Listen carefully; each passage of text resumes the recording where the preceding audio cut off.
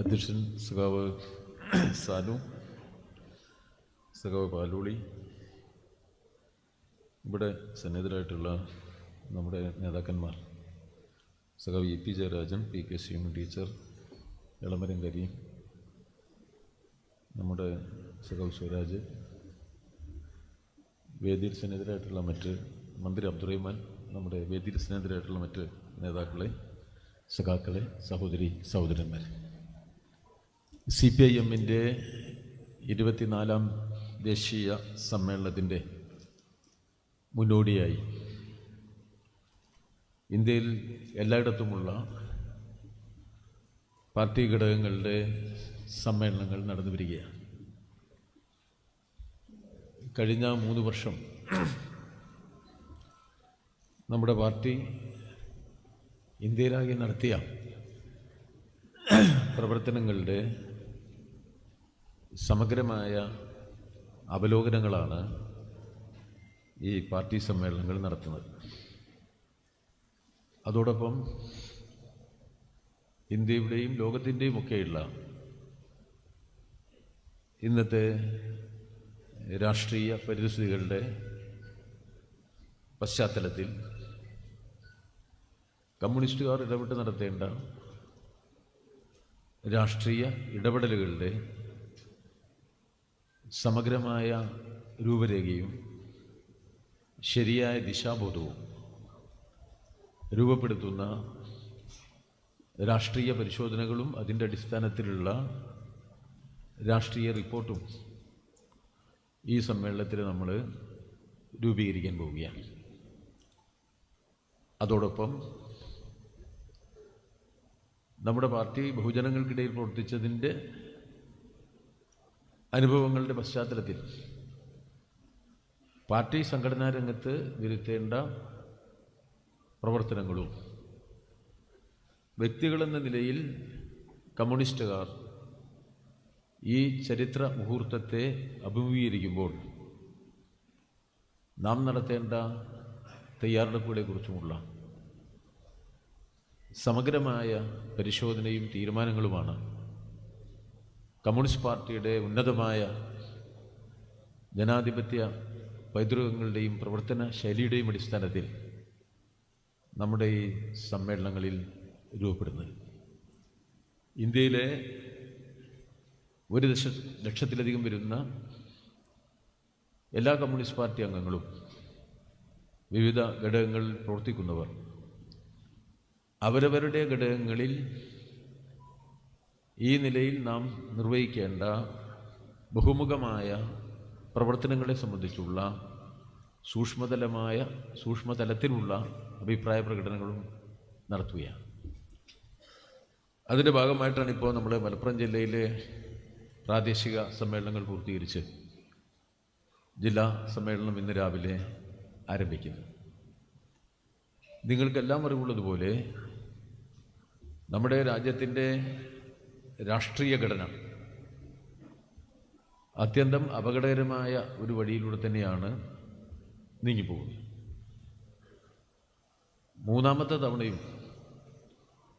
തീവ്ര വലതുപക്ഷ സ്വഭാവമുള്ള ഹിന്ദുത്വ രാഷ്ട്രീയ പ്രതിനിധികൾ രാജ്യാധികാരത്തിലേക്ക് വന്നിരിക്കുകയാണ്. നമ്മുടെ നാടിനെ സംബന്ധിച്ചിടത്തോളം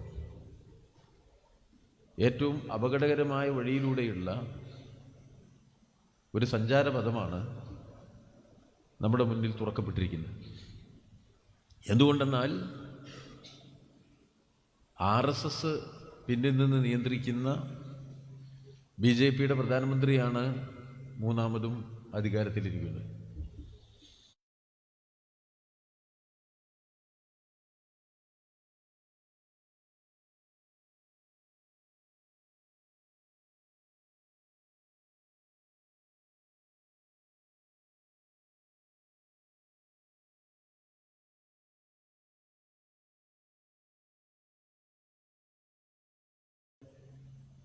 വർഗീയമായി ചേരിതിരിക്കാൻ നടത്തുന്ന പരിശ്രമത്തിൻ്റെ അജണ്ടയാണ്. ഇന്ത്യയിലെ ജനങ്ങളെ തീവ്ര ഹിന്ദുത്വ വർഗീയതയ്ക്ക് അനുയോജ്യമായ തരത്തിൽ ഭിന്നിപ്പിച്ച് തങ്ങളുടെ ഒരു രാഷ്ട്രീയ അജണ്ട നടപ്പിലാക്കാനാണ് അവർ ശ്രമിക്കുന്നത്.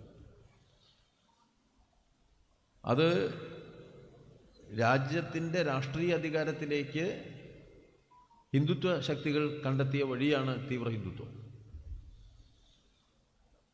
ആ വഴി പൂർണ്ണമായും ന്യൂനപക്ഷ വിരുദ്ധമാണ്, പ്രത്യേകിച്ച് മുസ്ലിം വിരുദ്ധമാണ്. എല്ലാ ന്യൂനപക്ഷ വിഭാഗങ്ങളെയും അത് നല്ല നിലയിൽ തന്നെ തീവ്രമായി എതിർക്കുകയാണ്. അത് മുസ്ലിമായാലും ക്രിസ്ത്യാനിയായാലും അവരെ ഒന്നും ദേശീയ പൊതുധാരയുടെ ഭാഗമായി അവരംഗീകരിക്കുന്നില്ല. അവരെയെല്ലാം ഹിന്ദുത്വവൽക്കരിക്കണം എന്ന സമീപനമാണ് അവർക്കുള്ളത്. സ്വാഭാവികമായും ആ അജണ്ടയിലൂടെയാണ് നീങ്ങുന്നത്. ആ അജണ്ടയിലൂടെ നീങ്ങി ഇന്ത്യയെ ഒരു മതാധിഷ്ഠിത രാജ്യമാക്കാനാണ് ലക്ഷ്യം. ഒരിക്കലും അവർ മറച്ചു വെക്കുന്നില്ല. ഞങ്ങൾ ഈ രാജ്യത്തെ ഒരു തിയോക്രാറ്റിക് സ്റ്റേറ്റ് ആക്കും, മതാധിഷ്ഠിത രാജ്യമാക്കും. ഹിന്ദുത്വ അജണ്ട അനുസരിച്ച് ഉള്ള നയസമീപനങ്ങൾക്ക് കീഴ്പ്പെടാത്ത മതന്യൂനപക്ഷത്തെ രണ്ടാംകിട പൗരന്മാരാക്കും. അതിൻ്റെ അജണ്ടകൾ അങ്ങനെ മുന്നോട്ട് പോവുകയാണ്. പരിഷ്കൃതമായ ഒരു കാലത്തിൻ്റെ ഒരു സ്പന്ദനത്തെയും തിരിച്ചറിയാത്ത പ്രാകൃതകാല മൂല്യബോധത്തെ മുന്നിൽ വെച്ച് കാര്യങ്ങളെ കാണുന്ന, ശാസ്ത്ര യുക്തിബോധത്തിൻ്റെ കണിക പോലുമില്ലാത്ത അപരിഷ്കൃതമായ സാംസ്കാരിക മൂല്യം 140 കോടി മനുഷ്യർ ജീവിക്കുന്ന ഒരു മഹാസംസ്കാരത്തിൻ്റെ മുകളിൽ അടിച്ചേൽപ്പിക്കാൻ ഏത് ഹീനമായ കിരാതമാർഗവും അവർ സ്വീകരിക്കും എന്നുള്ളതാണ് അനുഭവത്തിലൂടെ നമുക്ക് ബോധ്യപ്പെടുന്നത്. അവിടെ ഹിന്ദുത്വ മുൻഗണനകളുണ്ട്. ഇപ്പോൾ ആദ്യത്തെ 10 കൊല്ലം പൂർത്തീകരിച്ചപ്പോൾ ആ ഹിന്ദുത്വ മുൻഗണന വലിയ തോതിൽ നമ്മുടെ നാട്ടിൽ നടപ്പിലാക്കി. അതിൻ്റെ ഭാഗമായിട്ടാണ് നൂറുകണക്കിന് വർഷം മുസ്ലിം ജനസമൂഹം ആരാധിച്ചു പോകുന്ന ഒരു പള്ളി പൊളിച്ച് തകർത്ത് അവിടെ ഒരു ഹിന്ദു ദേവാലയം സ്ഥാപിച്ച് രാജ്യത്തിൻ്റെ പ്രധാനമന്ത്രി തന്നെ പോയി അത് ഉദ്ഘാടനം ചെയ്തു. സത്യത്തിൽ ഒരു പരിഷ്കൃത സമൂഹത്തിൽ മനുഷ്യ സംസ്കാരത്തിൻ്റെ നാളിതുവരെയുള്ള വളർച്ചയുടെ ഉത്തോലകം വെച്ചുകൊണ്ട് നമ്മളൊന്ന് അളന്നു നോക്കിയാൽ ഇത്രയും പ്രാകൃതമായ ഒരു നടപടി ചരിത്രത്തിൽ അത്യപൂർവമായില്ലേ കാണുള്ളൂ. സാംസ്കാരിക മൂല്യങ്ങളും കാലാനുസൃതമായി മാറിക്കൊണ്ടിരിക്കും. ശാസ്ത്രം, സാമൂഹ്യ ജീവിതത്തിൽ വരുന്ന പരിവർത്തനങ്ങളുണ്ട്. ആ പരിവർത്തനങ്ങൾ നമ്മളെ പഴയതിൽ നിന്നും വലുതോതിൽ പുരോഗമിപ്പിച്ചുകൊണ്ടേയിരിക്കും. മനുഷ്യബോധത്തിൽ അത് ഗുണപരമായ പരിവർത്തനം ഉണ്ടാകും. ഇവിടെ അങ്ങനെയില്ല. ഇവിടെ ഏറ്റവും പ്രാകൃതമായ ശൈലിയാണ് പുനരാവിഷ്കരിച്ചത്. ഒരാരാധനാലയം അടിച്ചു പൊളിക്കുക, അതിന് ഇന്ത്യൻ്റെ എല്ലാ ഭാഗത്തും ആളുകളെ കൊണ്ടുപോവുക, അതിൻ്റെ ചിഹ്നങ്ങൾ രൂപീകരിച്ചെടുക്കുക, അതിനെ എതിർക്കുന്നവരെ കൊന്നൊടുക്കുക, അതിലൂടെ ഇതിനെ പിന്തുണയ്ക്കാത്ത എല്ലാവരെയും ശത്രുപക്ഷത്തേക്ക് വയ്ക്കുക. ആ നിലയിൽ മനുഷ്യ പൊതുബോധത്തെ പ്രാകൃതാവസ്ഥയിലേക്ക് ചുരുക്കുക എന്ന പ്രവർത്തനം ഇവിടെ നടത്താൻ ഭരണകൂടം തന്നെ മുൻകൈയെടുത്തു. അതിൻ്റെ ഏറ്റവും മുന്നിൽ നിൽക്കുന്ന ഏറ്റവും ചീഫ് എക്സിക്യൂട്ടീവ് തന്നെ പോയി ആ അമ്പലം ഉദ്ഘാടനം ചെയ്തു. അവിടെ മറ്റാരും ഉണ്ടായിരുന്നില്ല. അദ്ദേഹത്തിൻ്റെ കൂടെ നൂറുകണക്കിന് ആയിരക്കണക്കിന് ആളുകളെ വെക്കുന്നതിന് പകരം ഒരു പൂജാരിയും തൊട്ടപ്പുറത്ത് RSSൻ്റെ സർസംഘ ചാലക്കു നിന്നു. എന്തൊരു സന്ദേശമാണ് ഇന്ത്യ മഹാരാജ്യത്തിന് നൽകിയത്! RSS സർസംഘ ചാലക്കും ഇന്ത്യൻ പ്രധാനമന്ത്രി അടുത്തടുത്ത് നിന്ന് ന്യൂനപക്ഷ മതത്തിൻ്റെ ആരാധനയെ അടിച്ചു പൊളിച്ചിടത്ത് ഉണ്ടാക്കിയ പുതിയ അമ്പലം ഉദ്ഘാടനം ചെയ്യുമ്പോൾ നൽകുന്ന സന്ദേശം എന്താണ്? അതാണ് RSS. അങ്ങനെയാണ് തീവ്ര ഹിന്ദുത്വ അജണ്ട. ആ അജണ്ടയിലെ പ്രധാനപ്പെട്ട ഇനം നടപ്പിലാക്കിക്കൊണ്ടാണ് ഗവൺമെൻറ് മുന്നോട്ട് വരുന്നത്. ജമ്മു കാശ്മീരിൻ്റെ പ്രത്യേക അവകാശം എന്നത് ഇന്ത്യയുടെ ജനാധിപത്യത്തിൻ്റെ ഏറ്റവും ഉന്നതമായ മൂല്യങ്ങളിലൊന്നാണ്. മതനിരപേക്ഷതയുടെ ദാർഢ്യമേറിയ അടിത്തറയാണ് കശ്മീരിൻ്റെ പ്രത്യേക പദവി. നമ്മളത് ഒരു ദിവസം ചർച്ച ചെയ്തതല്ല, ഒരുപാട് കാലം ചർച്ച ചെയ്തതാണ്. ഇന്ത്യയുടെ ദേശീയ സ്വാതന്ത്ര്യ സമരം കഴിഞ്ഞ് കോൺസ്റ്റിറ്റ്യൂന്റ് അസംബ്ലി വന്ന് ആ കോൺസ്റ്റിറ്റ്യൂന്റ് അസംബ്ലിയിൽ മതനിരപേക്ഷത എന്ന വിഷയം നന്നായി ചർച്ച ചെയ്ത. പാകിസ്ഥാനെ പോലെയല്ല ഇന്ത്യ. ഇന്ത്യ എല്ലാ മതത്തിനും തുല്യ പരിഗണന നൽകുന്ന ഒരു രാജ്യമാണ്. മതമില്ലാത്തവർക്കും ഇവിടെ പരിഗണനയുണ്ട്. അത് മനുഷ്യ സംസ്കാരത്തിന്റെ ഉയർന്ന മൂല്യബോധത്തെയാണ് പ്രതിനിധാനം ചെയ്യുന്നത്. അതിനാദ്യം മുതൽ എതിർത്തതാണ് RSS. നമ്മുടെ കോൺസ്റ്റിറ്റ്യൂന്റ് അസംബ്ലിയിൽ ഫെഡറലിസം, മതനിരപേക്ഷത തുടങ്ങിയ കാര്യങ്ങളൊക്കെ ചർച്ച ചെയ്യുമ്പോൾ ഇന്ത്യ അന്നത് ചർച്ച ചെയ്തുകൊണ്ടിരുന്നു. അപ്പോൾ അന്ന് തുടക്കം മുതൽ അതിനെ RSS എതിർത്തു. അന്ന് ഗോൾവാൾക്കറാണ്. അതിൻ്റെ എല്ലാ വിശദാംശങ്ങളിലേക്ക് ഞാൻ പോകുന്നില്ല. നിരവധി ലേഖനങ്ങൾ അദ്ദേഹം എഴുതി. അതിനെ എതിർത്തുകൊണ്ട് പണ്ഡിറ്റ് ജവഹർലാൽ നെഹ്റു എഴുതിയിട്ടുണ്ട്. ധാരാളം ആളുകളെ RSS തെരുവിൽ നയിച്ചുകൊണ്ട് നിർത്തിയിട്ടുണ്ട്. അതിൻ്റെ അനേക ശതം ഇരട്ടി ആളുകളെ പണ്ഡിറ്റ്ജി അഭിസംബോധന ചെയ്തുകൊണ്ട് ഇന്ത്യ മഹാരാജ്യത്തിനകത്ത് നമ്മൾ അംഗീകരിക്കാൻ പോകുന്ന മതനിരപേക്ഷതയുടെ അടിത്തറയിൽ പണിതുയർത്താൻ പോകുന്ന മഹാരാജ്യത്തെക്കുറിച്ച് ഇന്ത്യയിലെ ജനങ്ങളെ ബോധ്യപ്പെടുത്തി ഒന്നിപ്പിക്കാൻ നടത്തിയ ഒരുപാട് പ്രവർത്തനങ്ങളുണ്ട്. ആ സംവാദങ്ങളിലൂടെയാണ് നമ്മളുടെ ഈ മഹത്തായ സാമൂഹ്യ മൂല്യങ്ങളുടെ അടിത്തറ നാം പണിതുയർത്തിയത്. എന്താ RSSന്റെ പ്രത്യേകത? 1948 മുതൽ ഇതുവരെയുള്ള RSSന്റെ കാര്യകാരണി യോഗങ്ങളിൽ എക്സിക്യൂട്ടീവ് 2 പരിപാടിയാണ് RSS എല്ലാ കൊല്ലവും നടത്തുക. ഒന്ന് അവരുടെ ദേശീയ എക്സിക്യൂട്ടീവിൻ്റെ യോഗം, മറ്റൊന്ന് വിജയദശമി ദിനത്തിൽ RSS സർസംഘചാലക് നടത്തുന്ന പ്രഭാഷണം. അത് രണ്ടുമാണ് RSSന്റെ പൊതു കാഴ്ചപ്പാട്. 1948 മുതൽ നമുക്ക് പരിശോധിച്ചാൽ കാണാൻ കഴിയും. ഈ പദവി, കശ്മീർ പദവിയുമായി ബന്ധപ്പെട്ട തർക്കങ്ങളിൽ അവർ ആദ്യം വന്നു. ഭരണഘടന അംഗീകരിച്ചതിന് ശേഷമുള്ള അവരുടെ എല്ലാ എക്സിക്യൂട്ടീവ് യോഗങ്ങളിലും കശ്മീരിൻ്റെ പ്രത്യേക പദവി ഇല്ലാതാക്കുന്നത് സംബന്ധിച്ച് ആവർത്തിച്ചവർ സംസാരിച്ചു. കഴിഞ്ഞ ഗവൺമെൻറ് നോക്കും, പോക്കറ്റിൽ നിന്നൊരു കടലാസ് എടുത്ത് വായിച്ച് ഇന്ത്യയുടെ ആഭ്യന്തരമന്ത്രി ജമ്മു കശ്മീരിൻ്റെ പ്രത്യേക അവകാശം ഇല്ലാതാക്കി. അജണ്ടകൾ നടപ്പിലാക്കുകയാണ്. ഹിന്ദുത്വ അജണ്ടകളാണത്. അജണ്ടകളുടെ നടത്തിപ്പാണത്. BJPക്ക് അധികാരം കിട്ടിയ ഓരോ സംസ്ഥാനത്തിനകത്തും ഇതേ മുൻഗണനാക്രമത്തിൽ അവർ മുന്നോട്ട് പോയി. പ്രത്യേക പൗരത്വ രജിസ്റ്റർ ഉണ്ടാക്കാൻ വേണ്ടിയുള്ള പരിശ്രമത്തിൽ, അതുപോലെ തന്നെ യൂണിഫോം സിവിൽ കോഡ് ഉണ്ടാക്കുന്നതിന് വേണ്ടിയുള്ള സിവിൽ കോഡ് ഉണ്ടാക്കുന്നതിന് വേണ്ടിയുള്ള നീക്കത്തിൽ എല്ലാം നമ്മൾ കണ്ടുവരുന്നത് എന്താ? ഇത് തന്നെയാണ്. ഈ ലക്ഷ്യത്തിലേക്കുള്ള നീക്കമാണ്. സെക്യുലറിസം ഇല്ലാതാവുകയും മതാധിഷ്ഠിത സമൂഹം എന്ന ഹിന്ദുത്വ അജണ്ട സമ്പൂർണ്ണമായി നടപ്പിലാക്കുകയും ചെയ്യുന്നതിന് വേണ്ടിയുള്ള പ്രവർത്തനം നടത്താനാണ് രാജ്യാധികാരത്തെ BJP ഉപയോഗപ്പെടുത്തുന്നത്. ഓരോ സന്ദർഭത്തിലും RSS ഇടപെടും. അതിൻ്റെ ഭാഗമായി ഒരു മടിയും കൂടാതെ മതസംഘർഷങ്ങൾ ഉണ്ടാക്കും, വർഗീയ കലാപങ്ങൾ ഉണ്ടാക്കും, അത് ആവിഷ്കരിച്ച് പ്രാവർത്തികമാക്കും. ഇന്ത്യയുടെ ഇന്നത്തെ മുഖം എന്ന് പറഞ്ഞാൽ തന്നെ ആ നിലയിൽ വികൃതമാക്കപ്പെട്ട മുഖമാണ്. RSSന്റെ ഹീനമായ അജണ്ട നടപ്പിലാക്കുന്നതിന് വേണ്ടി നടത്തുന്ന, ഭരണം ഉപയോഗിച്ച് നടത്തുന്ന പ്രവർത്തനങ്ങൾക്കൊപ്പം തന്നെ സമാന്തരമായി രാജ്യത്തെ വർഗീയമായി ചേരിതിരിച്ച് മുന്നേറുന്നതിൻ്റെ ഭാഗമായി നടത്തുന്ന കലാപങ്ങളുടെ, അക്രമങ്ങളുടെ, കീഴ്പ്പെടുത്തലുകളുടെ ഏറ്റവും മോശപ്പെട്ട മുഖമാണ് ഇന്നത്തെ ഇന്ത്യയിൽ ജ്വലിച്ചു നിൽക്കുന്ന മുഖം, മുന്നിൽ കാണുന്ന മുഖം. ഒരുപാട് സംസ്ഥാനങ്ങളിലെ BJP എന്താ ചെയ്തുകൊണ്ടിരിക്കുന്നത്? ഒരു മുസ്ലിം ഒരു കേസിൽ പ്രതിയായാൽ അദ്ദേഹത്തിന്റെ വീടൊക്കെ തകർത്തളി, പൊടിയാക്കും. എത്ര സംഭവങ്ങൾ, ഒറ്റപ്പെട്ട സംഭവങ്ങളല്ല, നൂറുകണക്കിന് സംഭവങ്ങളാണ് ഇന്ത്യയിൽ നടക്കുന്നത്. ഉത്തർപ്രദേശിൽ അത് ഒരു സാധാരണമായ സംഭവമാണ്. ചെറിയ ചെറിയ കാര്യങ്ങളിൽ പോലും ഇടപെട്ടുകൊണ്ടിരിക്കും. ഹലാൽ എന്ന വാക്ക് കടകളുടെ മുന്നിൽ ഹലാൽ ഇറച്ചി നിർദ്ദേശിച്ചിരുന്നു. ചില മരുന്നുകളിൽ ഹലാൽ എന്ന് കൂട്ടിച്ചേർത്തിരുന്നു. എല്ലാം നിരോധിച്ചില്ലേ?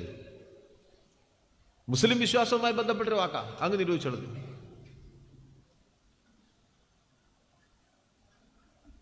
ജീവിക്കാൻ വേണ്ടിയല്ലേ ഇന്ത്യയില് ഈ പശുത്തോല് അതിലെ കച്ചവടം നടത്തുന്നു. ഹിന്ദു മതത്തിൽ തന്നെ ചമാർ എന്ന് പറയുന്ന വിഭാഗം സഹസ്രാബ്ദങ്ങളായി പശുവിൻ്റെ തൊലി ഉരിച്ചാണ് അവരുടെ ജീവിതോപാധി കണ്ടെത്തുന്നത്. ഇന്നുണ്ടാകുന്ന ഉൽപ്പന്നങ്ങളുടെയും ഉപോൽപ്പന്നങ്ങളിലൂടെയുമാണ് ജീവിതോപാധി കണ്ടെത്തിയത്. പശുവിനെ കച്ചവടം ചെയ്യുക ഒരു ഉപജീവന മാർഗമാണ്. എത്ര ആളുകളെയാണ് കൊലപ്പെടുത്തിയത്? അത് തുടർ സംഭവമാവുകയാണ്. പശുപാലകന്മാർക്ക്, പശു സംരക്ഷകന്മാരുടെ പ്രത്യേക സേനയുണ്ടാക്കി അവർക്ക് നിയമപരമായ ആനുകൂല്യങ്ങളും അവകാശങ്ങളും അനുകൂലിച്ചു കൊടുക്കുകയാണ്. അവർക്ക് സമൂഹത്തിൽ ആരെയും ആക്രമിക്കാനുള്ള അവകാശം കിട്ടുകയാണ്. വിശ്വസിക്കാൻ പ്രയാസം തോന്നുന്ന തരത്തിലാണ് തീർത്ഥാടനം നടത്തുന്ന പ്രദേശങ്ങളിൽ തീർത്ഥാടകർ പോകുന്ന വഴിയിൽ മറ്റൊരു മതസമുദായക്കാരൻ കച്ചവടം നടത്തിക്കൂടാ എന്നുള്ള നിലയിലേക്ക് കാര്യങ്ങൾ നീക്കി കൊണ്ടുപോകുന്ന ഒരു ഇന്ത്യയിലാണ് നാം ജീവിക്കുന്നത്. ഓരോന്നോരോന്ന് എടുത്തു നോക്കിയാൽ ഒരു 33% ജനങ്ങളുള്ള ആസാമിൽ ഇപ്പോഴത്തെ മുഖ്യമന്ത്രി, അവിടെ എത്രയോ കാലമായിട്ട് മനുഷ്യൻ ബീഫ് ഉപയോഗിക്കുന്നുണ്ട്, നിരോധിച്ചറിഞ്ഞു. നിർഭാഗ്യകരമായ കാര്യം, BJP-യിൽ എത്തുന്നതിന് മുമ്പ് ആ സംസ്ഥാനത്തെ കോൺഗ്രസിന്റെ അധ്യക്ഷനായിരുന്നു ഈ മുഖ്യമന്ത്രി എന്നുള്ളതാണ്. ഏറ്റവും തീവ്രമായി മുസ്ലിം വിരുദ്ധത പ്രസംഗിച്ചുകൊണ്ടിരിക്കുന്ന ഇന്ത്യയിലെ മുഖ്യമന്ത്രി ആസാമിലെ മുഖ്യമന്ത്രിയാണ്. അടുത്ത കാലം വരെ കോൺഗ്രസിന്റെ PCC പ്രസിഡന്റായിരുന്നു അദ്ദേഹം. ഇതാണ് നമ്മളുടെ പുതിയ കോൺഗ്രസിന്റെ പ്രത്യേക ഉള്ളിലിരിപ്പ്. വല്ലാത്തൊരവസ്ഥയാണ് സൃഷ്ടിക്കപ്പെട്ടിരിക്കുന്നത്. ഇപ്പൊ വീണ്ടും മൂന്നാമതും BJP അധികാരത്തിലേക്ക് എത്തിയിരിക്കുകയാണ്. എന്തായിരിക്കും മുൻഗണന എന്ന കാര്യത്തിൽ സംശയമുണ്ടോ? എന്തെല്ലാം പ്രശ്നങ്ങൾ നമ്മൾ നാട് അഭിമുഖീകരിക്കുന്നു. എന്താ ഒന്നാമത്തെ മുൻഗണനയായിട്ട് ഇന്ത്യൻ പാർലമെന്റിലെ ബില്ല് വന്നത്? ഭൂരിപക്ഷം ഇല്ലല്ലോ. ഇപ്പോൾ രണ്ട് പാർട്ടികളുടെ, പ്രാദേശിക പാർട്ടികളുടെ പിന്തുണയിലല്ലേ. ഒന്നാമത്തെ ബില്ല് വഖഫ് നിയമ ഭേദഗതിയാണ്. ഒന്നാമത്തത് ആ മുൻഗണന വെച്ചുകൊണ്ട് എന്ത് സന്ദേശം നൽകുന്നത്? 19 സംസ്ഥാനങ്ങളിൽ ഇപ്പോൾ BJP പിന്തുണക്കുന്ന ഗവൺമെന്റ് ഓരോയിടത്തും എന്ത് സന്ദേശമാണ് നൽകുന്നത്? അപ്പോൾ അപകടകരമായ തങ്ങളുടെ നയങ്ങൾ വേഗത്തിൽ നടപ്പിലാക്കാൻ ഭരണത്തെ ഉപയോഗപ്പെടുത്തുക എന്ന പ്രവർത്തനം കേന്ദ്ര ഗവൺമെന്റ് നടത്തുന്നു. അതിന് പശ്ചാത്തലമൊരുക്കിക്കൊണ്ട് RSS താഴെ ചുറ്റും പ്രവർത്തിക്കുന്നു. അധികാരം കിട്ടിയ ഉടനെ 34 സംഘടനകളുടെ യോഗം RSS വിളിച്ചല്ലോ പാലക്കാട്ട്. അങ്ങനെയാണ് ലോകത്തെ എല്ലായിടത്തും ഫാസിസ്റ്റ് സ്വഭാവമുള്ള, തീവ്ര വർഗീയ സ്വഭാവമുള്ള സംഘടനകൾ പ്രവർത്തിക്കുക. അവർക്ക് ഒരുപാട് സംഘടനകൾ ഉണ്ടാവും. ഓരോ ആവശ്യത്തിനും ഒരു സംഘടന ഉണ്ടാവും. അമ്പലം പൊളിക്കാനൊരു സംഘടന, പശു വിജിലൻസിന്റെ വേറെ സംഘടന, രാമജന്മഭൂമിയുമായി ബന്ധപ്പെടുത്തി ഹനുമാൻ സേന, പല പല സംഘടനകൾ. അങ്ങനെയാണ് 34 ആയത്. അതിലൊന്നാണ് BJP. തൊഴിലാളികളുടെ സംഘടന ഉണ്ട്, വിദ്യാർത്ഥികളുടെ സംഘടന ഉണ്ട്. ആ 34-ൽ ഒന്ന് മാത്രമാണ് BJP. RSS അതിനും അപ്പുറത്തേക്ക് കയറി നിൽക്കുകയാണ്. വലിയ വലിയ അജണ്ടകളാണ്. ലോക ഗുരുവാകാനാണ്. ലോകത്തെ തന്നെ ഞങ്ങളുടെ ആശയം കൊണ്ട് നയിക്കുമെന്നാണ്. ലോകത്തിലെ വ്യത്യസ്തങ്ങളായ പഴയകാല സംസ്കാരങ്ങളുടെ ഇന്നത്തെ പ്രതിനിധികളെയൊക്കെ തപ്പിപ്പിടിച്ച് ഈ അടുത്ത കാലത്ത് ഇവർ ആസാമിൽ ഒരു പ്രത്യേക സമ്മേളനത്തിനെ വിളിച്ചു ചേർത്തു. വല്ലാത്ത തരത്തിലുള്ള കാഴ്ചപ്പാട് RSS രൂപപ്പെടുത്തിയിട്ടുണ്ട്. അങ്ങനെ ഈ RSS അജണ്ടകൾക്ക് കീഴ്പ്പെടുത്തി ഭരണം നടത്തുമ്പോൾ തന്നെ സമൂഹഘടനയുടെ വിവിധ മേഖലകളിലേക്കുള്ള RSS വിന്യാസം നടക്കും. അതിവിടെ പൂർണ്ണമാവുകയല്ലേ. ഈയിടെ ഒരു ജഡ്ജി തന്നെ വലുതോതിൽ മുസ്ലിം വിരുദ്ധമായ ഒരു പ്രസംഗം നടത്തി. ഒരു സിറ്റിംഗ് ജഡ്ജി എടുത്താൽ കൽക്കത്ത ഹൈക്കോടതിയിൽ ഒരു ജഡ്ജി രാജിവെച്ച് BJP-യുടെ സ്ഥാനാർത്ഥിയായി. ഇന്നലെ ജഡ്ജി, നാളെ BJP സ്ഥാനാർത്ഥി. എന്തായിരിക്കും നമ്മുടെ രാജ്യത്തിൻ്റെ ഈ നിലയത്തിൻ്റെ രാജ്യം മുന്നോട്ട് പോയുള്ള ഒരു അവസ്ഥ? എല്ലാ മേഖലയിലേക്കുള്ള RSS തള്ളിക്കയറ്റമാണ്. അപ്പോൾ വിദ്യാഭ്യാസം RSSന്റെ ശൈലിക്ക് അനുയോജ്യമായ വിദ്യാഭ്യാസവും അവിടുത്തെ ശാസ്ത്രവും യുക്തിബോധവും വ്യക്തിത്വവും ഇല്ലാതോ വിധേയത്വം മാത്രമേ ഉണ്ടാവുള്ളൂ. അതിലേക്ക് മാറ്റി ചരിത്രത്തെ പൂർണ്ണമായി വളച്ചൊടിച്ചു. അവരുടെ മൂല്യങ്ങൾക്കനുസരിച്ചുള്ള സിനിമകൾ തന്നെ നിർമ്മിക്കപ്പെട്ടു. സിനിമകളൊക്കെ കുറേ സിനിമകൾ അങ്ങനെ വരികയാണ് ഇപ്പോൾ. റാംബോ എന്നൊക്കെ പറഞ്ഞിട്ട് പണ്ട് അമേരിക്കയിൽ സിനിമ ഇറങ്ങിയിരുന്നു. സോവിയറ്റ് യൂണിയൻ നിലനിന്ന കാലത്ത് സാമ്രാജ്യത്വം ഇറക്കുന്ന സിനിമകളുണ്ടായിരുന്നു. ആ സാമ്രാജ്യത്വ സിനിമകളെ പോലെ ഇപ്പം ഇന്ത്യയിൽ BJP അജണ്ട പ്രചരിപ്പിക്കുന്നതിന് വേണ്ടിയുള്ള സിനിമകൾ സാംസ്കാരിക രംഗത്ത്, വിദ്യാഭ്യാസ രംഗത്ത് എല്ലാ നിലയ്ക്കുള്ള ഈ പൊതുബോധ നിർമ്മിതി പൂർണ്ണമായി വിദ്വേഷത്തിൻ്റെ രാഷ്ട്രീയം പ്രചരിപ്പിക്കാനായി. മഹാത്മജി പറഞ്ഞിട്ടുള്ളത് ഒരിക്കലും പാടില്ലാത്ത മൂല്യബോധം അത് വിദ്വേഷത്തിൻ്റെതാണ്. ഗാന്ധി പറഞ്ഞതാണ് സ്വാതന്ത്ര്യ സമരകാലത്ത്. ഹിന്ദു മുസ്ലിം വിദ്വേഷം രൂപപ്പെടുത്താൻ ശ്രമിച്ചപ്പോൾ രാഷ്ട്രപിതാവ് പറഞ്ഞു, രാഷ്ട്രീയത്തിൽ പൊതുജീവിതത്തിൽ വിദ്വേഷത്തിന് സ്ഥാനമില്ല, അന്യമതത്തോടുള്ള വിരോധം പാടില്ല. ഇവർക്കതല്ല, അതാണ് അവരുടെ മുഖമുദ്ര. അപ്പോൾ എല്ലാ നിലയിലും രാജ്യത്തെ ഭിന്നിപ്പിക്കാൻ, മതപരമായി ഭിന്നിപ്പിക്കാൻ, ഏകാധിപത്യത്തിലേക്ക്, അമിതാധികാരത്തിലേക്ക് നീങ്ങാൻ ഇവർ ശ്രമിക്കുക. ഇതിന്റെ മറുഭാഗത്ത് അമിതാധികാരം നമുക്ക് ഒപ്പം സഞ്ചരിക്കുന്നത് കാണാൻ കഴിയും. വർഗീയതയ്ക്ക് സമാന്തരമായി അമിതാധികാര പ്രവണതയിലേക്കുള്ള സഞ്ചാരം കാണാൻ കഴിയും. ഇപ്പൊ മൂന്നാമത്തെ ഭരണം വരുമ്പോൾ അത് കൂടുതൽ ദൃശ്യമാവുകയാണ്. വർഗീയതയ്ക്ക് സമാന്തരമായിട്ട് തന്നെ ആ പരിശ്രമം, ജനാധിപത്യ വിരുദ്ധമായ പരിശ്രമം, അതാണ് ഫെഡറലിസത്തെ എതിർക്കുന്നത്. അതാണ് സംസ്ഥാനാധികാരങ്ങളെ കവരാൻ ശ്രമിക്കുന്നത്. അതാണ് നമ്മുടെ നാട്ടിൽ ഇവര് വിവിധ കേന്ദ്ര ഏജൻസികൾ ഉപയോഗപ്പെടുത്തിക്കൊണ്ട് മുമ്പൊരു കാലത്തുമില്ലാത്ത രൂപത്തിൽ ജനാധിപത്യത്തിനെതിരെ കടന്നാക്രമണം നടത്തുന്നത്. തെരഞ്ഞെടുക്കപ്പെട്ട 2 മുഖ്യമന്ത്രിമാരെ പിടിച്ചുകൊണ്ടുപോയി ജയിലിലിടുക എന്ന് പറയുന്നിടത്ത് എന്ത് ജനാധിപത്യമാണ് ഉണ്ടാവുക? കണ്ണിന്റെ മുന്നിൽ കണ്ടില്ലേ? പിണറായി ഡൽഹിയിൽ നടത്തിയ, നമ്മുടെ ഇടതുപക്ഷ MLA-മാരും മന്ത്രിമാരും ഒക്കെ നടത്തിയ സമരസ്ഥലത്ത് വരുന്ന കേജ്രിവാൾ തന്റെ പ്രസംഗത്തിൽ ആശങ്ക പ്രകടിപ്പിക്കണ്ടേ?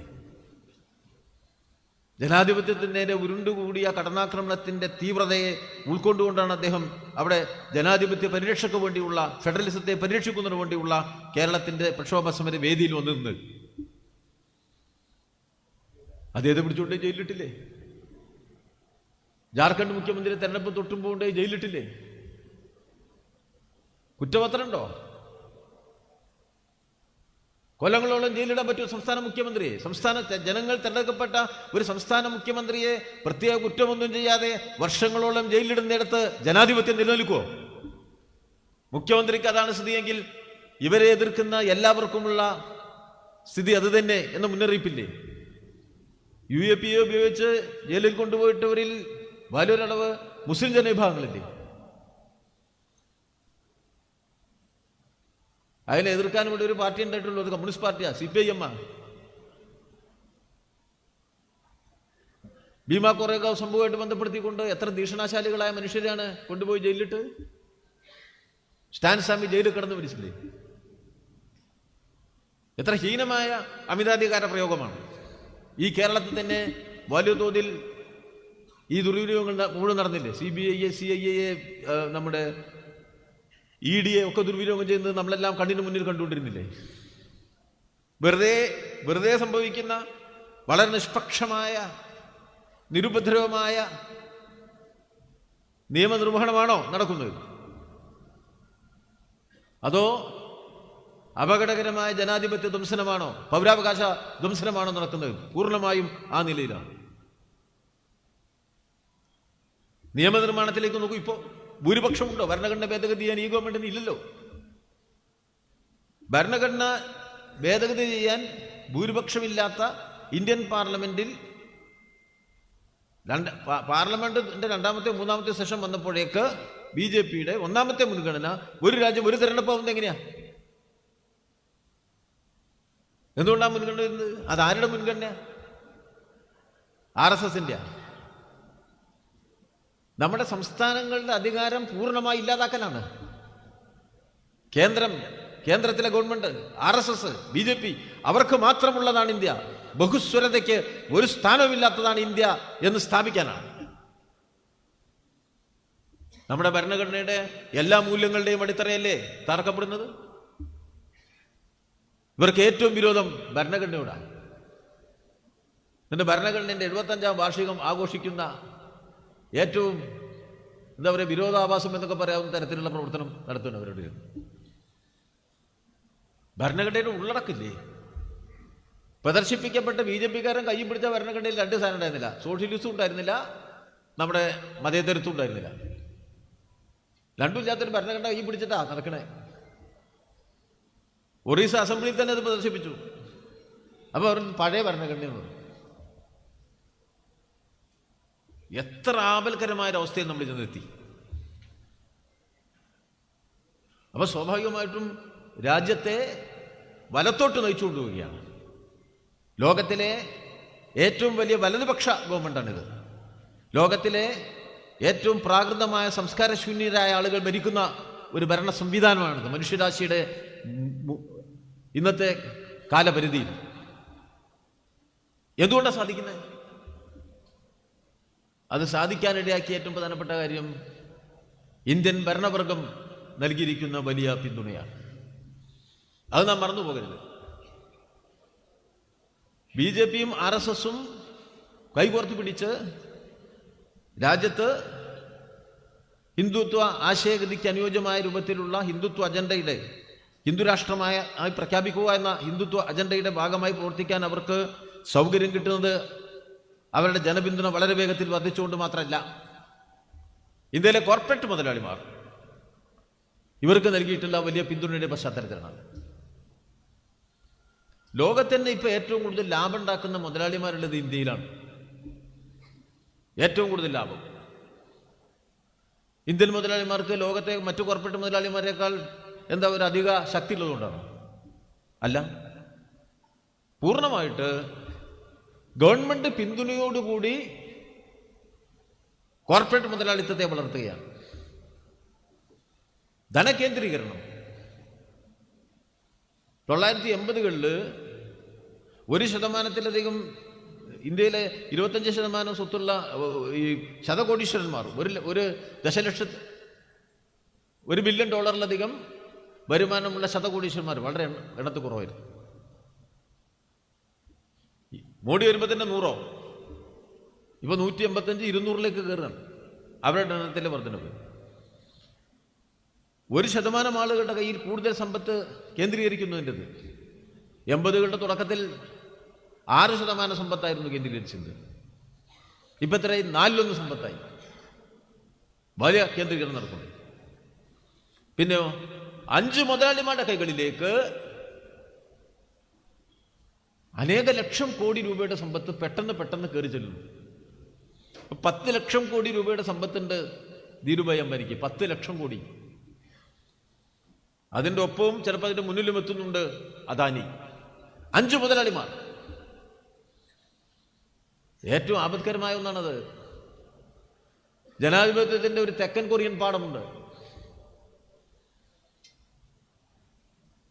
അമേരിക്ക നിശ്ചയിച്ച പട്ടാള ഭരണാധികാരികളിലൂടെ അധികാരം രൂപപ്പെടുത്തി എല്ലാ പൗരാവകാശങ്ങളും അവസാനിപ്പിച്ച് അതിനെ പിന്നീട് ഒരു കോർപ്പറേറ്റ് കൊള്ളലാഭത്തിന്റെ വീതം വെപ്പിലേക്ക് കൊണ്ടുപോയത് 4-5 കോർപ്പറേറ്റ് മുതലാളിമാർ ഒരു രാജ്യം മുഴുവൻ വീതിച്ചെടുത്ത് അതിന്റെ സമ്പത്തും നിയന്ത്രണവും പരിപൂർണമാക്കിയതാണ് തെക്കൻ കൊറിയയുടെ അനുഭവം. അതിൻ്റെ ഒരു പുതിയ പദത്തിരിപ്പ് ചെന്നെത്തി നിൽക്കുന്നുണ്ട്. ഏതാണ്ട് അതുപോലെ രാജ്യത്തിന്റെ മുഴുവൻ സമ്പത്ത് 4-5 മുതലാളിമാരുടെ കയ്യിലേക്ക് വീതം വെച്ച് കൊടുത്ത് അതിന് കാർമ്മികത്വം വഹിച്ച് അവരുടെ കൂടെ പിന്തുണയോടുകൂടി തങ്ങളുടെ തീവ്ര ഹിന്ദുത്വ ലക്ഷ്യത്തിലേക്ക്, തിയോക്രാറ്റിക് സ്റ്റേറ്റിലേക്ക്, അമിതാധികാരത്തിലേക്ക് കാര്യങ്ങളെ കൊണ്ടുപോകുന്ന അത്യപകടകരമായ സാഹചര്യം സൃഷ്ടിക്കപ്പെട്ടു. അതിന് പാവപ്പെട്ട മനുഷ്യരെ ചൂഷണം ചെയ്യുകയാണ്. ഈ വേഗത്തിൽ വളരുന്ന മുതലാളിക്ക് വളരാൻ സഹായം ഒരുക്കാൻ മുതലാളി വളരുമ്പോൾ അതിന്റെ മറുഭാഗം എന്താ? മുതലാളിത്തം വളരുന്നതിൻ്റെ മറുഭാഗം എന്താ? സാധാരണക്കാരൻ്റെ, പാവപ്പെട്ടവൻ്റെ ജീവിതത്തിൻ്റെ ഭീകരമായ തകർച്ചയാണ്. അതാണ് ഇന്നത്തെ ഇന്ത്യ സാക്ഷ്യം വഹിക്കുന്നത്. ഇവരുടെ കൈകളിലേക്ക് 10,000-കണക്കിന് കോടി ലക്ഷക്കണക്കിന് കോടി കേന്ദ്രീകരിക്കപ്പെടുമ്പോൾ നമ്മുടെ ഗ്രാമീണ മേഖലയിലെ കോടാനുകോടി മനുഷ്യന്റെ ജീവിതത്തിന്റെ എല്ലാ നന്മകളുടെയും നിരാകരണമാണ്. മനുഷ്യനായി ജീവിക്കാനുള്ള അവരുടെ അവകാശങ്ങൾ ഇല്ലാതാവുകയാണ്. അങ്ങനെ വരുമ്പോൾ ലോകത്തിലെ ഏറ്റവും കൂടുതൽ പട്ടിണിക്കാരുള്ള ഹങ്കർ റിപ്പബ്ലിക് ഓഫ് ഇന്ത്യ, പട്ടിണിക്കാരുടെ റിപ്പബ്ലിക്, ഇന്ത്യ അല്ലേ? എത്ര സ്ഥാനത്താ കയറി നിൽക്കുന്ന? 117 നമ്മളിപ്പോ 105, നാളെ ചിലപ്പോൾ 106, 107, മേപ്പെട്ടില്ലാതെ കീപ്പിട്ടില്ല. ഏറ്റവും കൂടുതൽ ദരിദ്രം 25 വയസ്സിനും 60 വയസ്സിനും ഇടയ്ക്ക് പ്രായമുള്ളവരിൽ അവരാണ് തൊഴിലെടുക്കുന്ന ജനവിഭാഗം. ഏറ്റവും കൂടുതൽ തൊഴിലെഴുതരാരാ? ഇന്ത്യയിൽ. ദാരിദ്ര്യത്തിന്റെ അളവ് വർദ്ധിക്കില്ലേ? ഇപ്പോൾ OECD രാജ്യങ്ങളിൽ സാമൂഹ്യ സുരക്ഷയ്ക്ക് വേണ്ടി 21% നീക്കിവെക്കും. ഞാൻ ഏറ്റവും വികസിച്ച ഒരു 21 രാജ്യങ്ങൾ. ഇന്ത്യ 7%. ഏറ്റവും കുറവ്, ഏറ്റവും കൂടുതൽ ദാരിദ്ര്യം, സാമൂഹ്യക്ഷേമത്തിനും സുരക്ഷയ്ക്കും ഏറ്റവും കുറവ് നീക്കിയിരിപ്പ്. നികുതി ഘടനയുടെ മുൻഗണനാക്രമം എങ്ങനെയാ?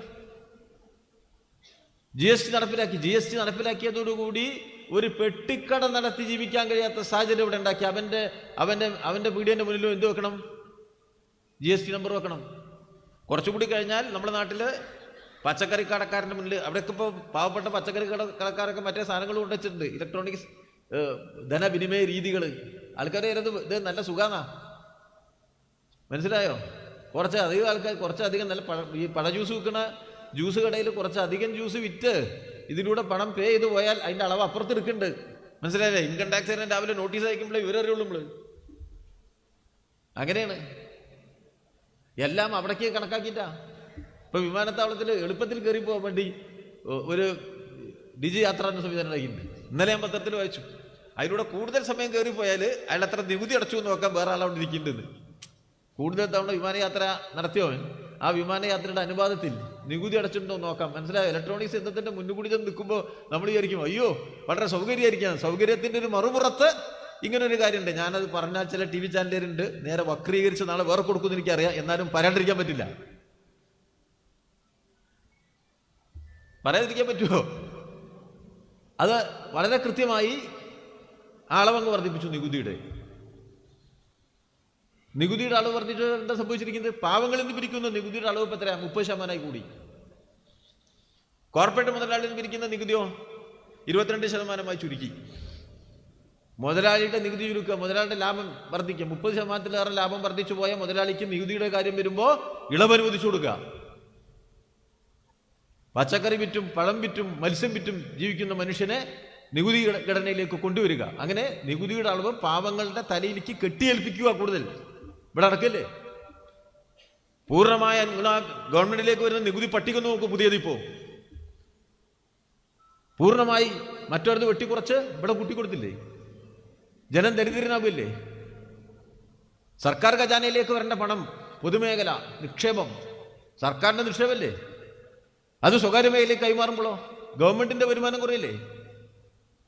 ഗവൺമെന്റിന്റെ വരുമാനം കുറയുമ്പോഴോ അധിക നികുതി അടിച്ചേൽപ്പിക്കുക, സാമൂഹ്യ സുരക്ഷയിൽ നിന്ന് പിന്മാറുക, പാവങ്ങളെ പൂർണ്ണമായി ദാരിദ്ര്യത്തിലേക്ക് തള്ളിവിടുക.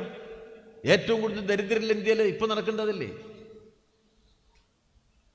രാജ്യത്തിന്റെ ഖനിജങ്ങൾ ആരെങ്കിലും ഈ കുത്തക മുതലാളിക്ക് വെറുതെ കൊടുക്കുവോ? മുഴുവൻ കൊടുത്തിരിക്കില്ലേ?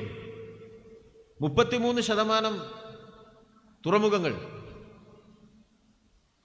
25% വിമാനത്താവളങ്ങൾ, 20% സിമന്റ് വിൽക്കാനുള്ള അവകാശം, കൽക്കരി ഇറക്കുമതി ചെയ്യാനും കുഴിച്ചെടുക്കാനും വില നിശ്ചയിക്കാനും ഉള്ള അധികാരം കിട്ടുന്ന തരത്തിൽ ഇതൊക്കെ അദാനിക്കാണ്.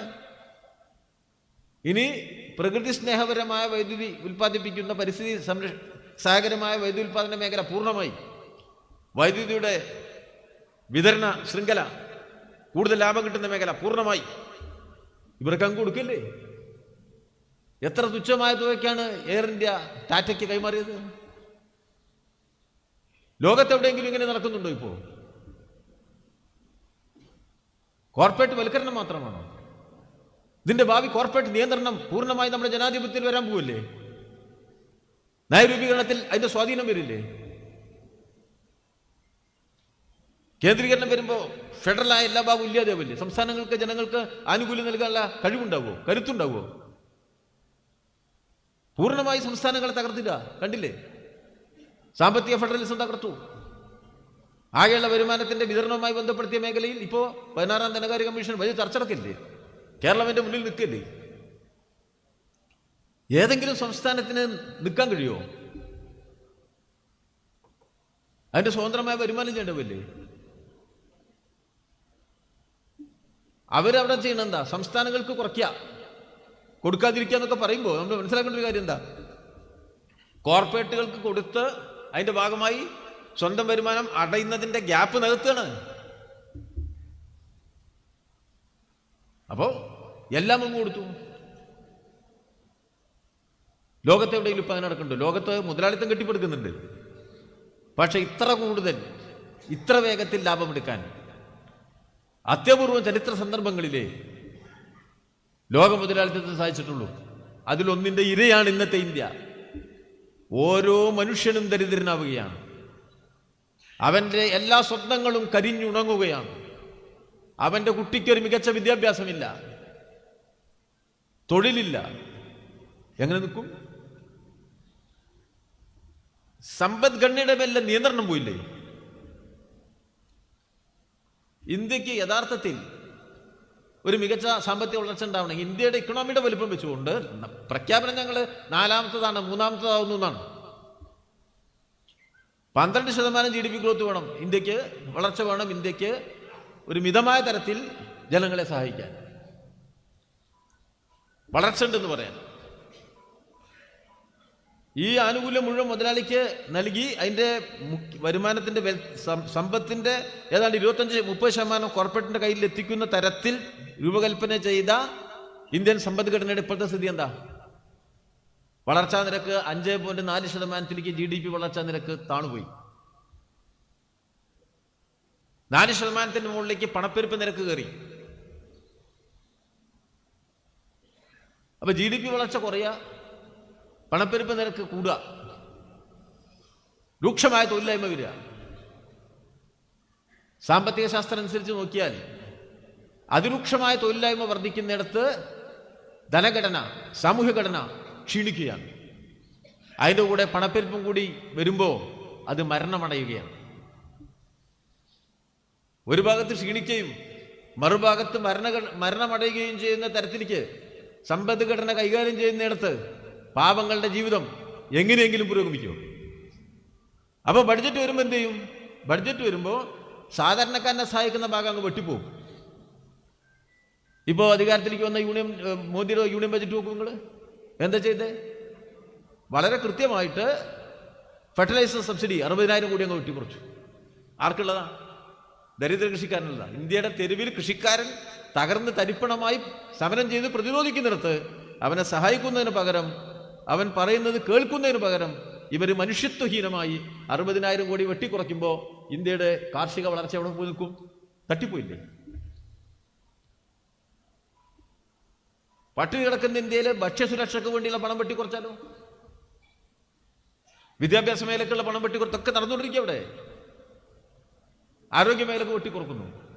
MNRG ഏറ്റവും വലിയ തൊഴിലുറപ്പ് പദ്ധതിയാണ്. 86,000 കോടി, അതിൽ നേരെ പകുതിയിലേറെ കഴിഞ്ഞ കാലഘട്ടത്തിന്. വളരെ തുച്ഛമായ തുക. ഏതാണ്ട് 4 കൊല്ലം മുമ്പുള്ളതിന്റെ 1/4 ഇപ്പോൾ MNRGക്ക് നീക്കി വെക്കുന്നത്. ദാരിദ്ര്യത്തിന്റെ അളവ്, ദാരിദ്ര്യവൽക്കരണത്തിന്റെ അളവ്, ജീവിത തകർച്ചയുടെ അളവ്. ഇപ്പോൾ ലാൻഡ് റിഫോംസ് ഉണ്ടോ? ഭൂപരിഷ്കരണം ഉണ്ടോ? അതോ ഭൂബാങ്കുകൾ ഉണ്ടാക്കി കോർപ്പറേറ്റുകൾക്ക് വേണ്ടി ഭൂമി പിടിച്ചു കൊടുക്കണോ? ഞാൻ ഇന്നലെ വരുമ്പോൾ എൻ്റെ കൂടെ യാത്ര ചെയ്ത ആൾ പറഞ്ഞു, ധാരാവി എന്ന് നോക്കുക. ധാരാവിയിൽ പറയേണ്ട കാര്യം, സിനിമയിൽ പറഞ്ഞത് ധാരാവി എന്ന് കേട്ടിട്ടുണ്ടോ എന്ന് ചോദിച്ചിട്ടുണ്ട്. ആ ധാരാവിയിൽ ഇപ്പോൾ ഒരു പ്രവർത്തനം നടക്കുന്നുണ്ട്. വീടൊക്കെ മാറ്റിപ്പണിയാ. ആരാ? അദാനിയാ. അദാനിൻ്റെ എക്സിക്യൂട്ടീവ് എൻ്റെ കൂടെ വരുമ്പോൾ എന്നോട് പറഞ്ഞു അങ്ങനെ മാറ്റി കൊടുക്കണം. അപ്പം ഞാൻ ചോദിച്ചു, അദാനിക്ക് എന്താ ലാഭം? അദാനി അതിനകത്ത് ഉണ്ടാക്കാൻ പോകുന്ന ബിസിനസ് കോംപ്ലക്സുകളുണ്ട്, അതെന്നെ ലാഭം. ഇപ്പൊ ദാരിദ്ര്യ നിർമ്മാർജ്ജനത്തിന് ആരെ വിളിച്ചോണ്ടിരുന്നത്? അദാനിനെ. അദാനിന്റെ ഒരു മഹാമനസ്കതി. ഏറ്റവും പ്രൈം ലൊക്കേഷൻ ബോംബെയിലെ, അവിടെ ഉള്ള കെട്ടിടമൊക്കെ പൊളിച്ചു മാറ്റി പുതിയ ഉണ്ടാക്കുമ്പോൾ അതിന്റെ പകുതി പണം സർക്കാർ കൊടുക്കും, കുറച്ച് അദാനി കൊടുക്കും. അതിന്റെ ഭാഗമായി അദാനിക്ക് കിട്ടുന്നതോ അതിന്റെ എല്ലാ നല്ല ഭാഗവും അദാനിക്കാണ്. അതാണ് കോർപ്പറേറ്റുകൾക്ക് രാജ്യം വീതിച്ചു കൊടുക്കുമ്പോൾ ഉണ്ടാവുന്നത്. നടക്കുകയാണ് പൂർണ്ണമായിട്ട്. കോർപ്പറേറ്റ് പിന്തുണയിലാണ് ഇവരിത് ചെയ്യുന്നത്. അവരുടെ ഹിന്ദുത്വ അജണ്ട റെസിപ്രോക്കലായി ഇപ്പുറത്തേക്ക് കോർപ്പറേറ്റിന്റെ ലാഭ താല്പര്യം, മറുഭാഗത്ത് അതിസാധാരണ മനുഷ്യന്റെ ജീവിതത്തിന്റെ പൂർണ്ണമായ തകർച്ച, പ്രതീക്ഷകളില്ലാത്ത, പ്രത്യാശകളില്ലാത്ത, ദാരിദ്ര്യത്തിൽ മാത്രം ജീവിക്കാൻ വിധിക്കപ്പെട്ട കോടിക്കണക്കിന് മനുഷ്യരെ സൃഷ്ടിക്കുക. അവിടെ അതിനെതിരായി വിരൽ ചൂണ്ടിയാൽ അമിതാധികാരത്തിന്റെ എല്ലാ കരുത്തും ഉപയോഗിക്കുക എന്നുള്ള നിലയിൽ ഇന്ത്യ തകർച്ചയിലേക്ക് നീങ്ങുന്നു എന്നുള്ളതാണ് ഇന്നത്തെ അവസ്ഥ. ഇതിനെ ചോദ്യം ചെയ്യാനാവോ എന്നുള്ളതാണ് ചോദ്യം. ചോദ്യം ചെയ്യാനുള്ള സാധ്യതയെയാണ് തീവ്ര വർഗീയവൽക്കരണം കൊണ്ടും ജാതിവൽക്കരണം കൊണ്ടും ഇവർ തകർക്കുന്നത്. ഏതൊരാൾക്കും സാമ്പത്തിക ശാസ്ത്രത്തെക്കുറിച്ചൊക്കെ മിതമായ ഒരു അറിവില്ലാതെ ഒരു രാജ്യഭരണം നടത്താൻ കഴിയും. ഈ നടപ്പിലാക്കുന്ന നയങ്ങൾ എവിടെ നിന്നാണ് കടമെടുക്കുന്നത്? ഇത് പൂർണ്ണമായി കടമെടുക്കുന്നത് ആഗോളവൽക്കരണത്തിന്റെ ലോക മുതലാളിത്ത ആശയങ്ങളിൽ നിന്നാണ്. അത് നടപ്പിലാക്കവിടെ, അതിന്റെ പ്രയോഗശാലയ്ക്ക് ഇന്ത്യയെ. അപ്പോ ജനവിരുദ്ധമായ ഒരു നയം, ഒരു പ്രത്യയശാസ്ത്രം, അതിന്റെ നടത്തിപ്പ്, മുതലാളിക്ക് കൊള്ളലാഭം, BJPക്ക് തീവ്ര ഹിന്ദുത്വം, അങ്ങനെ പോകുന്നു. മറുഭാഗത്തോ ആ നയം ഇങ്ങോട്ട് അതുപോലെ ഇങ്ങോട്ട് പറിച്ചു നടുകയല്ലേ. എല്ലാ വിശദാംശങ്ങളിലേക്കും ഞാൻ പോകുന്നില്ല. ഇന്നത്തെ ലോകകർമ്മത്തിന്റെ പ്രത്യേകത എന്താ? ഒരു പ്രത്യയശാസ്ത്രം എന്നുള്ള നിലയിൽ, ഒരു സാമ്പത്തിക ആസൂത്രണ രീതി എന്നുള്ള നിലയിൽ മുതലാളിത്തത്തിന്റെ ഏറ്റവും വലിയ ഘടനാപരമായ പരാജയം നേരിടുന്ന ഒരു ചരിത്ര സന്ദർഭമാണിത്. സോവിയറ്റ് തകർച്ചയ്ക്ക് ശേഷം ഏകധ്രുവ ലോകമുണ്ടാക്കി, നിയന്ത്രണരഹിതമായ ചൂഷണം അതിൻ്റെ എല്ലാ പൂർണ്ണതയിലും പ്രാവർത്തികമാക്കി, മനുഷ്യാധ്വാനത്തിൻ്റെ നന്മകൾ മുഴുവൻ കോർപ്പറേറ്റ് മുതലാളിക്ക് സ്വന്തമാക്കാൻ കഴിയുന്ന തരത്തിൽ ലോകക്രമത്തിൻ്റെ പുനഃസംഘാടനമാണ് 1991 മുതൽ ആസൂത്രണം ചെയ്ത് പ്രാവർത്തികമാക്കിയത്. കമ്മ്യൂണിസ്റ്റുകളുടെ പ്രത്യേകത മുതലാളിത്തത്തിൽ സൂക്ഷ്മമായി നമ്മൾ പഠിച്ചിട്ടുണ്ടെന്നുള്ളതാണ്. മുതലാളിത്തത്തിനുള്ളതിൻ്റെ പൊതു കുഴപ്പം എന്ന മുതലാളിത്തത്തിൻ്റെ ഏറ്റവും സവിശേഷമായ ഭാഗത്തെ തിരിച്ചറിഞ്ഞതാണ് മാർക്സിസത്തിന്റെ പ്രത്യേകത. എന്താ സംഭവിച്ചത്? ഒന്നൊന്നായി സാമ്പത്തിക പൊതുകുഴപ്പങ്ങളിലേക്ക് മുതലാളിത്തം പോയി. എല്ലാ മുതലാളിത്ത രാജ്യങ്ങളിലും അത് ഒരുപോലെ പ്രതിഫലിച്ചു. വലിയ സാമ്പത്തിക തകർച്ച അനുഭവിക്കേണ്ടി വരാത്ത ഏത് രാജ്യമാണുള്ളത്? അധ്വാനിക്കുന്ന മനുഷ്യർക്കാണ് അതിന്റെ നഷ്ടമുണ്ടായത്. അവന്റെ വരുമാനവും ചെറിയ സമ്പാദ്യവുമാണ് ഇല്ലാതായി പോയത്.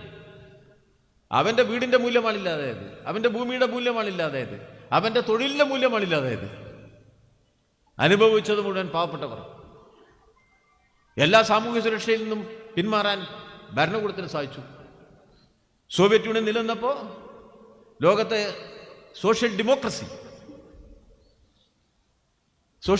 രൂപപ്പെടുത്തിയല്ലോ. എന്താ സോഷ്യൽ ഡെമോക്രസി? ഇത് സാമൂഹ്യ സുരക്ഷ ഉറപ്പായി കൊടുത്തു. തൊഴിലില്ലായ്മ വേതനം, തൊഴിൽ നഷ്ടപ്പെട്ടാൽ ആ സമയത്ത് ശമ്പളത്തിന്റെ നിശ്ചയ ശതമാനം, ഇൻഷുറൻസ് സംവിധാനങ്ങൾ, ആരോഗ്യ സംരക്ഷണം, വിദ്യാഭ്യാസ സുരക്ഷ, ഇതൊക്കെ ഉറപ്പല്ലെങ്കിൽ അന്നത്തെ സോഷ്യൽ ഡെമോക്രസി ആ നിലയിൽ അത് രൂപപ്പെടുത്തിയല്ലോ. കമ്മ്യൂണിസം പെടാതിരിക്കാനാ. സോവിയറ്റ് യൂണിയൻ പോയപ്പോഴോ? സോവിയറ്റ് യൂണിയൻ പോയപ്പോൾ സോഷ്യൽ ഡെമോക്രസി ഉണ്ട്. ഇപ്പോൾ സോഷ്യൽ ഡെമോക്രാറ്റിക് പാർട്ടികളുണ്ടോ? ആ സോഷ്യൽ ഡെമോക്രാറ്റിക് പാർട്ടികൾക്ക് സോഷ്യൽ ഡെമോക്രസി മുന്നിൽ വെച്ചിരുന്ന സാമൂഹ്യ സുരക്ഷയുടെ ഭാഗം മായ്ച്ചു കളഞ്ഞ രാഷ്ട്രീയ പാർട്ടികളായിട്ട് അത് പരിണാമം ചെയ്തു. അപ്പോ വലിയ തോതിൽ പാവങ്ങളുടെ അവകാശങ്ങളുടെ നിഷേധം നടന്നു. ഇങ്ങനെ നടന്നുകൊണ്ടിരിക്കുകയാണ്. അപ്പോൾ ഈ വിവിധ വികസിത മുതലാളിത്ത രാജ്യങ്ങളുടെ സമ്പദ്ഘടന വലിയ തകർച്ചയിലേക്ക് പോകുന്നു. ഇപ്പൊ US തന്നെ 2.2%, 2.7% GDP വളർച്ച. അതിൻ്റെ ഇടയിൽ തന്നെ വലിയ സാമ്പത്തിക തകർച്ചകൾ, കുഴപ്പങ്ങൾ. അനുഭവിച്ചില്ലേ? അവിടുന്നല്ലേ തുടങ്ങിയത്? അവിടെയല്ലേ ബാങ്കുകളും ഇൻഷുറൻസ് കമ്പനികളും ആദ്യം തകർന്നു പോണത്, വലിയ പ്രതിസന്ധിയിലേക്ക് പോയത്. എല്ലാ വിശദാംശങ്ങളിലേക്കും ഞാൻ പോണ്ട. പക്ഷെ നോക്കൂ, ഇപ്പൊ വല്ല പുരോഗതി ഉണ്ടാ? യൂറോപ്പിലേക്ക് മുഴുവൻ നോക്കിയാൽ ഓരോ യൂറോപ്യൻ രാജ്യങ്ങളും അതിരൂക്ഷമായ പ്രശ്നങ്ങൾ നേരിടുക. രൂക്ഷമായ തൊഴിലില്ലായ്മ, സാമ്പത്തിക വളർച്ച മുരടിച്ചു നിൽക്കുന്നു. ബ്രിട്ടൻ എത്ര വലിയ തൊഴിലില്ലായ്മ! ശമ്പളം കൊടുക്കാൻ കഴിയുന്നുണ്ടോ? ശമ്പള വർധന ആവശ്യപ്പെട്ടവർക്ക് 10 കൊല്ലം ഉള്ളത്, 12 കൊല്ലം ഉള്ളത് ആ ജീവിത നിലവാര സൂചികയ്ക്ക് അനുസരിച്ച് തരാം എന്നാണ് പറയുന്നത്. അവർ കൂട്ടിവെക്കുന്നുണ്ട് ആൾക്കാർ. വർധനമൊന്നും ഇന്നത്തെ ജീവിതമായിട്ട് ബന്ധപ്പെട്ടതല്ല. ഒരു 10 കൊല്ലം മുമ്പുള്ള ശമ്പളത്തിന്റെ തുല്യമായ ശമ്പളമാണ് ഇപ്പോൾ തൊഴിലാളിക്ക് കിട്ടുന്നതെന്ന് പറഞ്ഞാൽ അതിൻ്റെ ഇടയിൽ വന്ന വിലക്കയറ്റം, അതിൻ്റെ ഇടയിൽ ഉണ്ടായ മറ്റ് പ്രയാസം, ഇതൊക്കെ എങ്ങനെ തൊഴിലാളി അഭിമുഖീകരിക്കുക? ഇതാണ് യൂറോപ്പിലെ പൊതുസ്ഥിതി. ഇതാണ് ഇംഗ്ലണ്ടിൽ, ഇതാണ് ഫ്രാൻസിൽ, ഇതാണ് ജർമ്മനിയിൽ. വികസിത മുതലാളിത്ത രാജ്യങ്ങൾ മുഴുവൻ ഈ പ്രതിസന്ധിയിലാണ് മുതലാളിത്തം. വലിയ തൊഴിലില്ലായ്മയാണ്, വലിയ സാമ്പത്തിക കുഴപ്പങ്ങളാണ്. തൊഴിലില്ലായ്മയും പണപ്പെരുപ്പവും സാമ്പത്തിക കുഴപ്പങ്ങളും ദാരിദ്ര്യവൽക്കരണവും നടക്കുകയാണ്. മുതലാളിമാർക്ക് ബുദ്ധിമുട്ടായിട്ടില്ല, കോർപ്പറേറ്റിന് ബുദ്ധിമുട്ടുണ്ടായിട്ടില്ല. കോർപ്പറേറ്റുകളെ സഹായിക്കാൻ സ്റ്റിമുലസ് പാക്കേജുകൾ വെച്ചു കൊടുത്തു, ഉത്തേജകം, ഗവൺമെന്റിന്റെ സഹായം. പാവങ്ങൾക്കോ അതൊന്നും കിട്ടിയില്ല. ദാരിദ്ര്യവൽക്കരണം. സ്വാഭാവികമായിട്ട് എന്താ സംഭവിക്കുക? വലിയ പ്രതിഷേധങ്ങൾ ഒരു ഭാഗത്തുണ്ടാവും, വേറൊരു ഭാഗത്തോ ഇതിനെയും വലതുപക്ഷം ഉപയോഗിക്കും. അതാണ് ഇന്നത്തെ ലോകഘടനയുടെ ഒരു പ്രത്യേകത. രാഷ്ട്രീയ വലതുപക്ഷം സോഷ്യൽ ഡെമോക്രസിയുടെ ആശയപാപ്പരത്വവും ഈ സാമ്പത്തിക തകർച്ചയും ഉപയോഗപ്പെടുത്തിക്കൊണ്ട് വലിയ തോതിലുള്ള വലതുപക്ഷ ആശയപ്രചരണം നടത്തുന്നു. ലോകത്തന്നെ വികസിത രാജ്യങ്ങളിൽ വലതുപക്ഷ ഗവൺമെന്റുകൾ ഉണ്ടാവുന്നു. ഇപ്പൊ ട്രംപ് ഏറ്റവും തീവ്ര വലതുപക്ഷക്കാരനായ ഭരണാധികാരി ഇപ്പൊ അമേരിക്കയിൽ ജയിച്ചു. വംശീയതയാണ്, ഇസ്ലാമോഫോബിയാണ്, കുടിയേറ്റ വിരുദ്ധതയാണ് പ്രചരിപ്പിക്കുന്നത്. ഇപ്പൊ ലോകത്തെ എല്ലാ നികുതി ഒരുപോലെ ആക്കണം എന്ന് പറയുന്ന സാമ്രാജ്യത്വത്തിന്റെ കേന്ദ്രമായ അമേരിക്കയിൽ ഇപ്പൊ അധികാരത്തിലേക്ക് വന്ന പ്രസിഡന്റ് പറയുന്നത് അമേരിക്കൻ ഉൽപ്പന്നങ്ങൾക്ക് 1ാം സ്ഥാനം, പുറത്തുനിന്നുള്ള സ്ഥാനത്തിന് നികുതി, അതിൽ തന്നെ കൂടുതൽ നികുതി ചൈനയ്ക്ക്, പിന്നത്തെ നികുതി ഇന്ത്യക്ക്, പിന്നത്തെ നികുതി യൂറോപ്യൻ യൂണിയന്, നികുതി ഘടന ടാരിഫ് വർദ്ധിപ്പിക്കുമെന്നുള്ള പേടിപ്പിക്കൽ. അങ്ങനെയല്ലേ? എന്തൊരു കുഴപ്പമാണ് ലോക മുതലാളിത്തത്തിൽ സംഭവിച്ചിരിക്കുന്നത്. അതാ ഞാൻ നേരത്തെ പറഞ്ഞത്, ഒരു ഘടനാപരമായ തകർച്ച മുതലാളിത്തത്തിൽ സംഭവിക്കുകയാണ്. ഓരോ ലോകരാജ്യത്തും നമുക്കത് കാണാൻ കഴിയും. പക്ഷേ അതിനകത്ത് നിന്ന് വലതുപക്ഷ മൂല്യബോധം ശക്തിപ്പെട്ടു വരുന്നു. ആളുകൾക്ക് എന്താണ് തങ്ങളുടെ യഥാർത്ഥ പ്രശ്നം എന്ന് തിരിച്ചറിയാൻ കഴിയാത്ത രൂപത്തിൽ കാര്യങ്ങളെ മറ്റൊരു തരത്തിലേക്ക് വഴിതിരിപ്പിച്ചു വിട്ട് വലതുപക്ഷ പാർട്ടികൾ അധികാരം പിടിക്കുമ്പോൾ ട്രംപ് ജയിച്ചു. ഇറ്റലിയിലെ ഒരു ഭരണാധികാരി മെലോണി വലിയ വലതുപക്ഷക്കാരിയാണ്. യൂറോപ്യൻ പാർലമെന്റിലേക്കുള്ള തെരഞ്ഞെടുപ്പിൽ വലതുപക്ഷ വിജയം കാണാൻ കഴിയും. ജർമ്മനി തന്നെ ഇപ്പോൾ ഇടക്കാലത്ത് വെച്ച ഭരണാധികാരിക്ക് ഭരണം നഷ്ടപ്പെട്ട് വലിയ തോതിൽ അപകടകരമായ രൂപത്തിലേക്ക് ജർമ്മനി പോവുകയാണ്. ഒട്ടുമിക്ക യൂറോപ്യൻ രാജ്യങ്ങളിൽ നമുക്കിത് കാണാൻ കഴിയും. അപ്പൊ അപകടകരമായ ഒരു സാഹചര്യം അതിലൂടെ രൂപപ്പെടുന്നുണ്ട്. വ്യവസ്ഥ എന്നുള്ള നിലയിൽ മുതലാളിത്തം അത്തരമൊരു സന്ദർഭത്തിൽ എങ്ങനെ പെരുമാറും?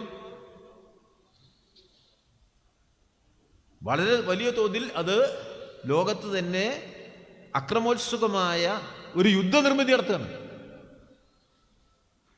ഇപ്പൊ ഇസ്രായേൽ, ഗസ എത്ര ദിവസമായി, എത്ര മാസങ്ങളായി ആ യുദ്ധം നടക്കില്ലേ? എത്ര നിരപരാധികളെയാണ് നിഷ്കരുണം കൊന്നൊടുക്കുന്നത്? എന്തുകൊണ്ട് സാധിക്കുന്നു? സാമ്രാജ്യത്തെ പിന്തുണയില്ലാതെ ആ ഒരു യുദ്ധം നടക്കുമോ? ഇസ്രായേലിന്റെ യുദ്ധം ഗസയിൽ ഒതുങ്ങുന്നുണ്ടോ? ലെബനനിൽ ബോംബിടുന്നതാരാ?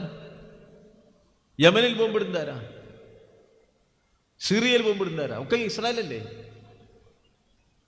അപ്പൊ ഗസയിൽ നിന്ന് പോയ അമാസിന്റെ ഒരു ഡ്രോൺ പോയതിന്റെ ഭാഗമായിട്ടുള്ള പ്രതികരണമാണോ ഈ കാണുന്നത്? ആ ഡ്രോണും സിറിയായിട്ട് എന്താ ബന്ധം? ആക്രമണം നടത്തില്ലേ? സോവിയറ്റ് തകർച്ചയ്ക്ക് ശേഷം ഉണ്ടായ രൂപപ്പെട്ട യുദ്ധങ്ങളിലേക്ക് നോക്കൂ. ഇറാൻ ആക്രമിക്കാൻ നോക്കുന്നു എല്ലാ ദിവസവും അവരെ. ഇറാഖ് 2 തവണ ഇറാഖിൽ യുദ്ധം ഉണ്ടായി. ആ യുഗോസ്ലാവിയൻ ഭിന്നിക്കപ്പെട്ട കൊച്ചു കൊച്ചു രാജ്യങ്ങൾ, സിറിയ, ലീബിയ, എത്ര യുദ്ധങ്ങൾ, ഉക്രൈൻ, യുദ്ധങ്ങൾ ഇങ്ങനെ നടക്കല്ലേ ഇപ്പൊ ലോകത്ത്. ഈ യുദ്ധങ്ങളുടെയൊക്കെ പ്രത്യേകത എന്താ? ഒരു യുദ്ധവും അടുത്ത യുദ്ധവും തമ്മിലുള്ള വ്യത്യാസം, ഈ യുദ്ധത്തിൽ ഉപയോഗിച്ചതിനേക്കാൾ നവീകരിച്ച ആയുധങ്ങൾ മറ്റേ യുദ്ധത്തിൽ ഉപയോഗിക്കുന്നു എന്നുള്ളതാണ്. അതാണ് യുദ്ധം, അതിനുള്ളതാണ് യുദ്ധം.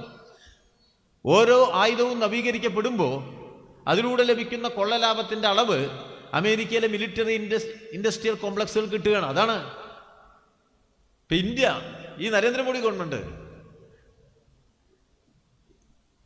1,26,000 കോടി രൂപയുടെ ആയുധമാണ് അമേരിക്കയിൽ നിന്ന് മേടിച്ചത്.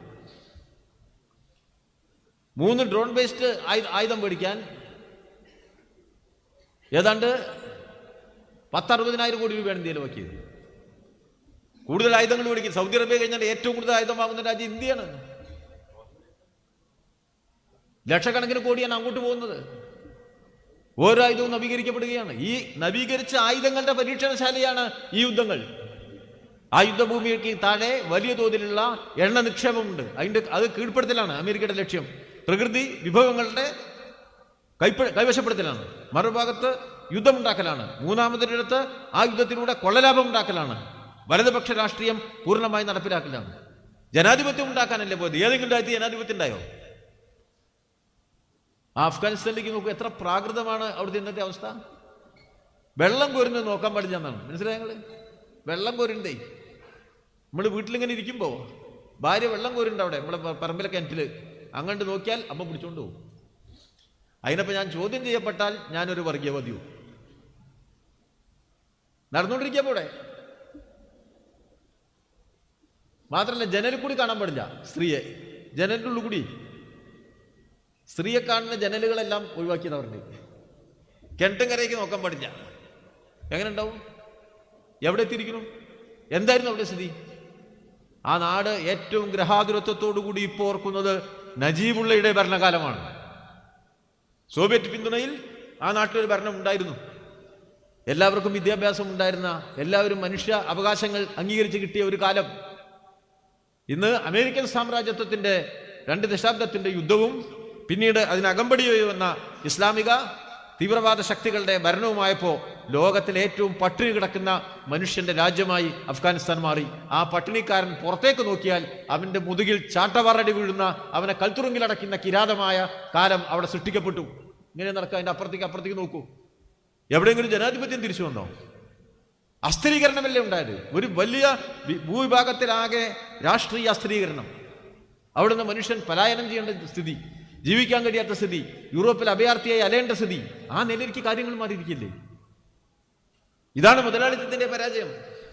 എന്തുകൊണ്ട് നമ്മളെല്ലാം കമ്മ്യൂണിസ്റ്റുകാരായി എന്നതിന്റെ അഭിമാനം നമുക്ക് തോന്നുന്നത് ഇത്തരം സന്ദർഭത്തിലാണ്. ഈ തിന്മയെ ചോദ്യം ചെയ്യുന്ന ഒരു പ്രസ്ഥാനത്തിന്റെ ഭാഗമായി ഞങ്ങൾ പ്രവർത്തിക്കുന്നു എന്ന അഭിമാനബോധം ഓരോ കമ്മ്യൂണിസ്റ്റുകാരനും ഉണ്ടാവുന്ന സന്ദർഭമാണിത്. മനുഷ്യരാശിക്കു നേരെ ഇത്രയേറെ വലിയ കടന്നാക്രമണം മുതലാളിത്തവും അതിന്റെ സമകാല രൂപങ്ങളും ചെയ്യുന്ന സന്ദർഭത്തിൽ വളരെ വലിയ തോതിലുള്ള പ്രതിരോധം രൂപപ്പെടുത്തുക എന്ന മഹനീയമായ ചരിത്ര ദൗത്യത്തിന്റെ നിർവഹണം നടക്കണം. അത് നടക്കുന്നുണ്ട് ലോകത്ത് പല ഭാഗത്തും. അതിന്റെ പ്രതിരോധ രൂപങ്ങൾ വലിയ പ്രക്ഷോഭ സമരങ്ങളായിട്ട് പല ലോകരാജ്യങ്ങളിലും നമുക്ക് കാണാൻ കഴിയും. ഞാൻ എല്ലാ വിശദാംശങ്ങളിലേക്കും പോകുന്നില്ല. സമരമില്ലാത്ത നാടില്ല. ഇപ്പൊ നമ്മളിവിടെ ഒരു സമരം നടത്തിയാൽ അത് സഹിക്കാൻ വയ്യാത്ത കുറെ ആൾക്കാർ ഇവിടെ ഉണ്ട്. സഹിച്ചൂടാ, അയ്യോ സമരോ, പ്രകടനോ? പ്രകടനം നടത്താം, റോട്ടിൽ കൂടി നടത്തണ്ട, മലയിൽ കൂടി നടത്താൻ മതി.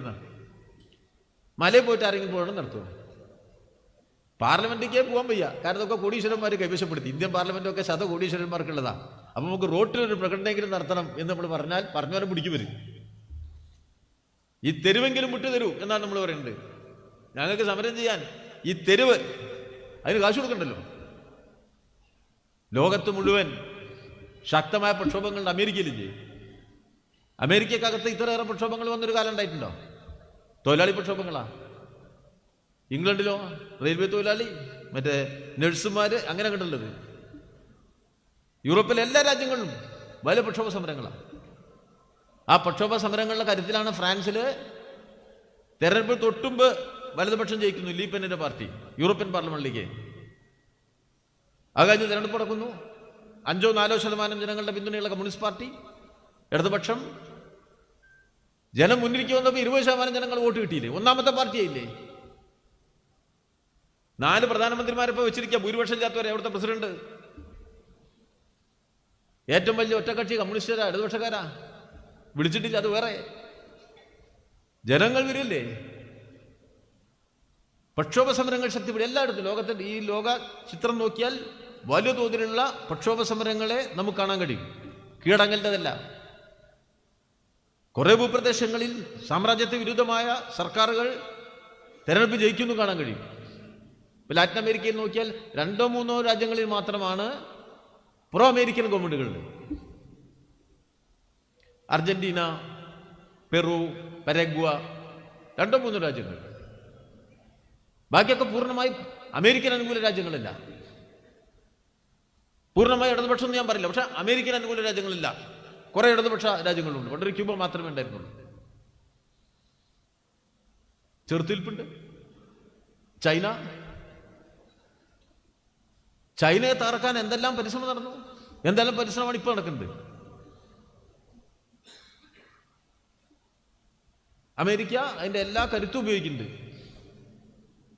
ആ ഉക്രൈൻ യുദ്ധത്തിന്റെ രൂപഘടനയിലേക്ക് നോക്കിയാൽ അത് കേവലം ഉക്രൈനെ ലക്ഷ്യമാക്കിയതല്ല, റഷ്യയെ ലക്ഷ്യമാക്കിയതല്ല. റഷ്യക്ക് അപ്പുറത്തൊരു ചൈന ഉണ്ടെന്ന് കൂടി ലക്ഷ്യമാക്കിയതാണ്.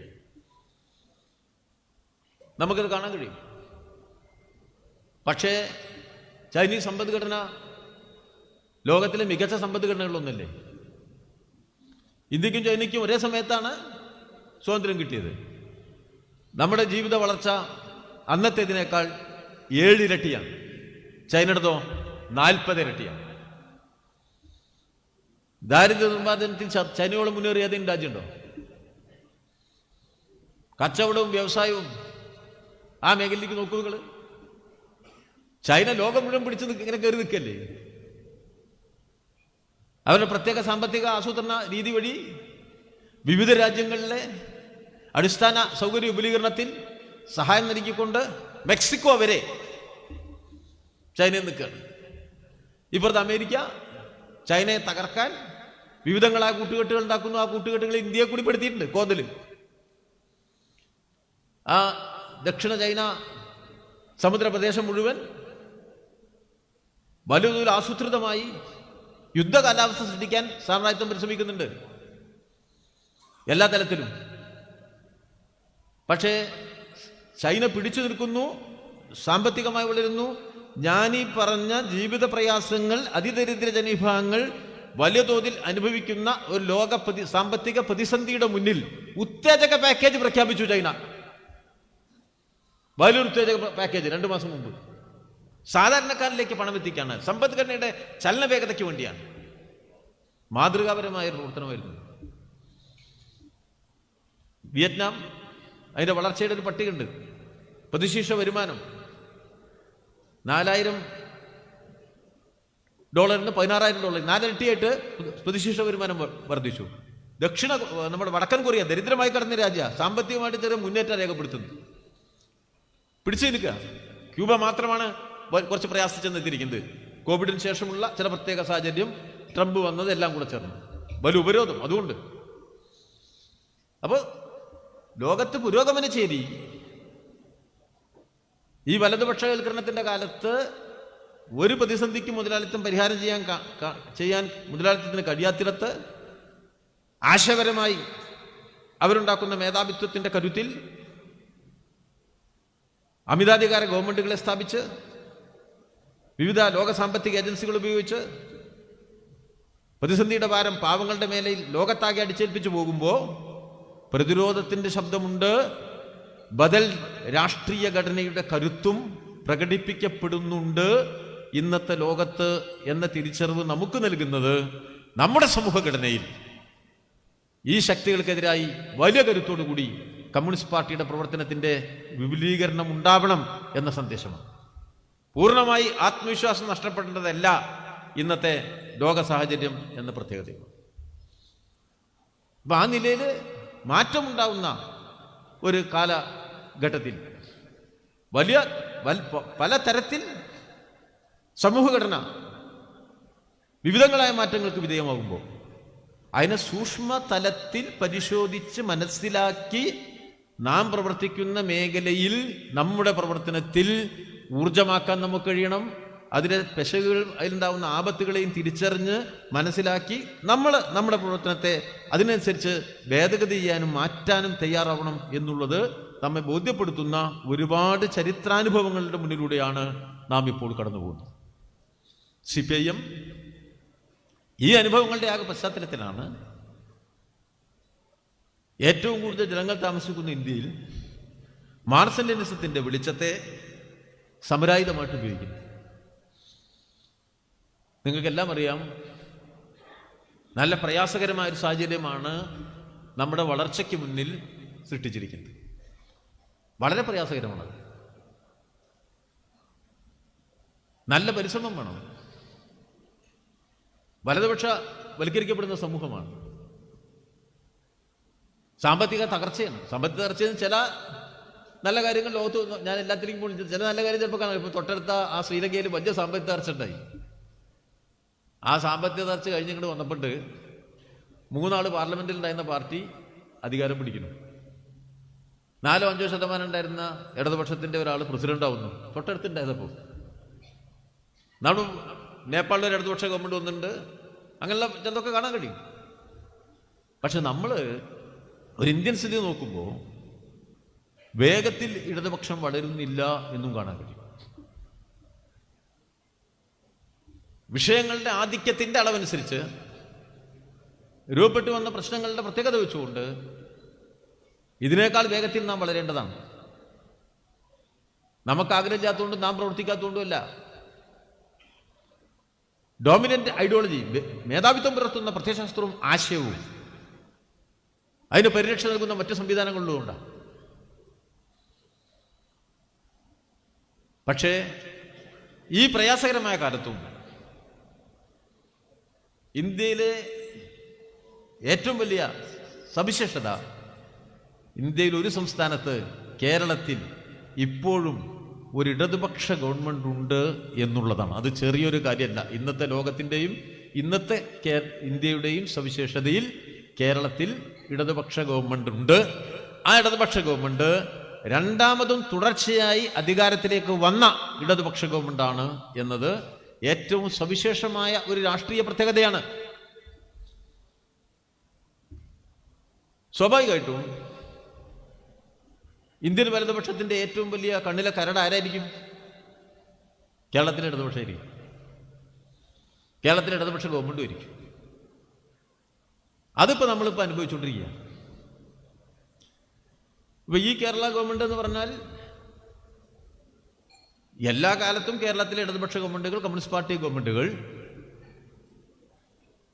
ഈ ബൂർഷ്വാ സാമൂഹ്യ ഘടനയുടെ പരിമിതികൾ എല്ലാം വെച്ചുകൊണ്ട് തന്നെ പ്രവർത്തിക്കുമ്പോൾ തന്നെ സാമൂഹ്യ ഘടനയെ, സാധാരണക്കാരന്റെ ജീവിതത്തെ വലിയ തോതിൽ മാറ്റിമറിച്ചൊരു ഗവൺമെന്റുകളാണ്. ഞാൻ ആവർത്തിച്ച അതിന്റെ എല്ലാ വിശദാംശങ്ങളിലേക്കും പോകുന്നില്ല. എന്തൊരു വലിയ മാറ്റമുണ്ടായ സമൂഹമാണ് നമ്മുടേത്. ഇന്ത്യയിലെ ഏറ്റവും പിന്നിൽ കടന്ന സമൂഹം ഏതാ? കേരളീയ സമൂഹമാണ്. മനസ്സിലായോ? ടിപ്പു സുൽത്താൻ വരുന്നത് വരെ ഒരു പടയോട്ടം നടന്നിരിച്ചു. അവിടെ പടം ചാത്തോണ്ടല്ല, ഓടിയിട്ടൊന്നും കിട്ടാൻ ചാത്തോണ്ടാണ്. അത്ര പിന്നിലായിരുന്നു നമ്മുടെ സമ്പദ്ഘടന. ഉൽപാദന ശക്തികളുടെ വർധനവ്, ഉൽപാദന ഉപകരണങ്ങളുടെ വിപുലീകരണം, അതൊക്കെ ആയിട്ട് ബന്ധപ്പെട്ട കാര്യങ്ങൾ. എന്നാൽ ഇന്ന് ഇന്ത്യയില് കേരളത്തിന്റെ ഒരു സ്ഥാനം ഏതാ? ഇന്നത്തെ ഇന്ത്യയിലെ കേരളത്തിന്റെ സ്ഥാനം എന്താ? അത്ഭുതം പോലെയല്ലേ കേരളത്തിലേക്ക് നോക്കുക. ലോകം പഠിക്കുകയാണ് കേരളത്തിൽ നിന്ന്. മനുഷ്യരാശിയുടെ സമകാല ചരിത്രത്തിലെ ഏറ്റവും അപകടം നിറഞ്ഞ കാലം കോവിഡ് കാലമാണ്. മുതലാളിത്തം പതറുന്നതാണ്. അവിടെ വെളിച്ചത്തിന്റെ സൂര്യകിരണം ഉയർന്നു പൊന്തിയത് കമ്മ്യൂണിസ്റ്റുകാർ അധികാരത്തിലേക്ക് ആദ്യം വന്ന 57 അധികാരത്തിലേക്ക് വന്ന കേരളമാണ് എന്ന് ലോകം അത്ഭുതത്തോടെ നോക്കിക്കൊണ്ടു. ലോകമാണ്. വിദ്യാഭ്യാസ ഘടനയിലേക്ക് നോക്കി. ഏറ്റവും കൂടുതൽ പെൺകുട്ടികൾ സർവകലാശാലയിൽ പഠിക്കുന്നത് ഇവിടെയാണ്. ഏറ്റവും കൂടുതൽ പെൺകുട്ടികൾ ഗവേഷണം നടത്തുന്നത് ഇവിടെയാണ്. ലോകത്തിന്റെ മുന്നിലെ ഒന്നാം സ്ഥാനമാണ്. ലോകത്തിന്റെ മുന്നിലെ ഒന്നാം സ്ഥാനം. ആ ഒന്നാം സ്ഥാനം ലോകത്തിന്റെ മുന്നിലാ. അത് കാണാൻ കഴിയില്ല. അവിടെ കുറച്ച് ആൾക്കാരുണ്ട്, കാണൂല. വെറുതെ ക്യാമറയും കൊണ്ടുവരിക.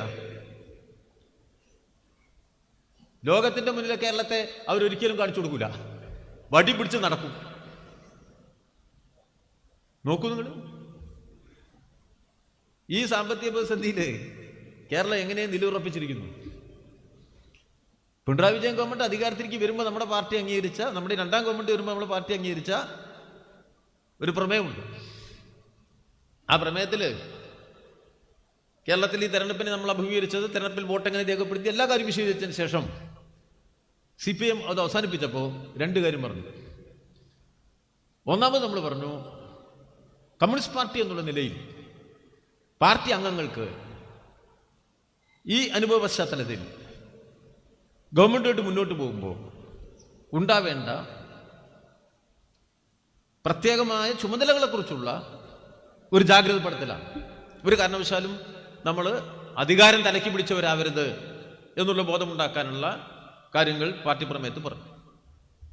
പിന്നീട് പറഞ്ഞെന്താ, നമുക്ക് നമ്മുടെ ഈ ഇന്ത്യയിലെ ഇന്നത്തെ ഒരു ജീവിതാവസ്ഥയിൽ തകർന്നുകൊണ്ടിരിക്കുന്ന ഇന്ത്യ, നമ്മൾ കുറെ നേട്ടങ്ങൾ ഉണ്ടാക്കിയിട്ടുണ്ട്, അതിനൊരു ലോക നിലവാരമുള്ളതാക്കണം.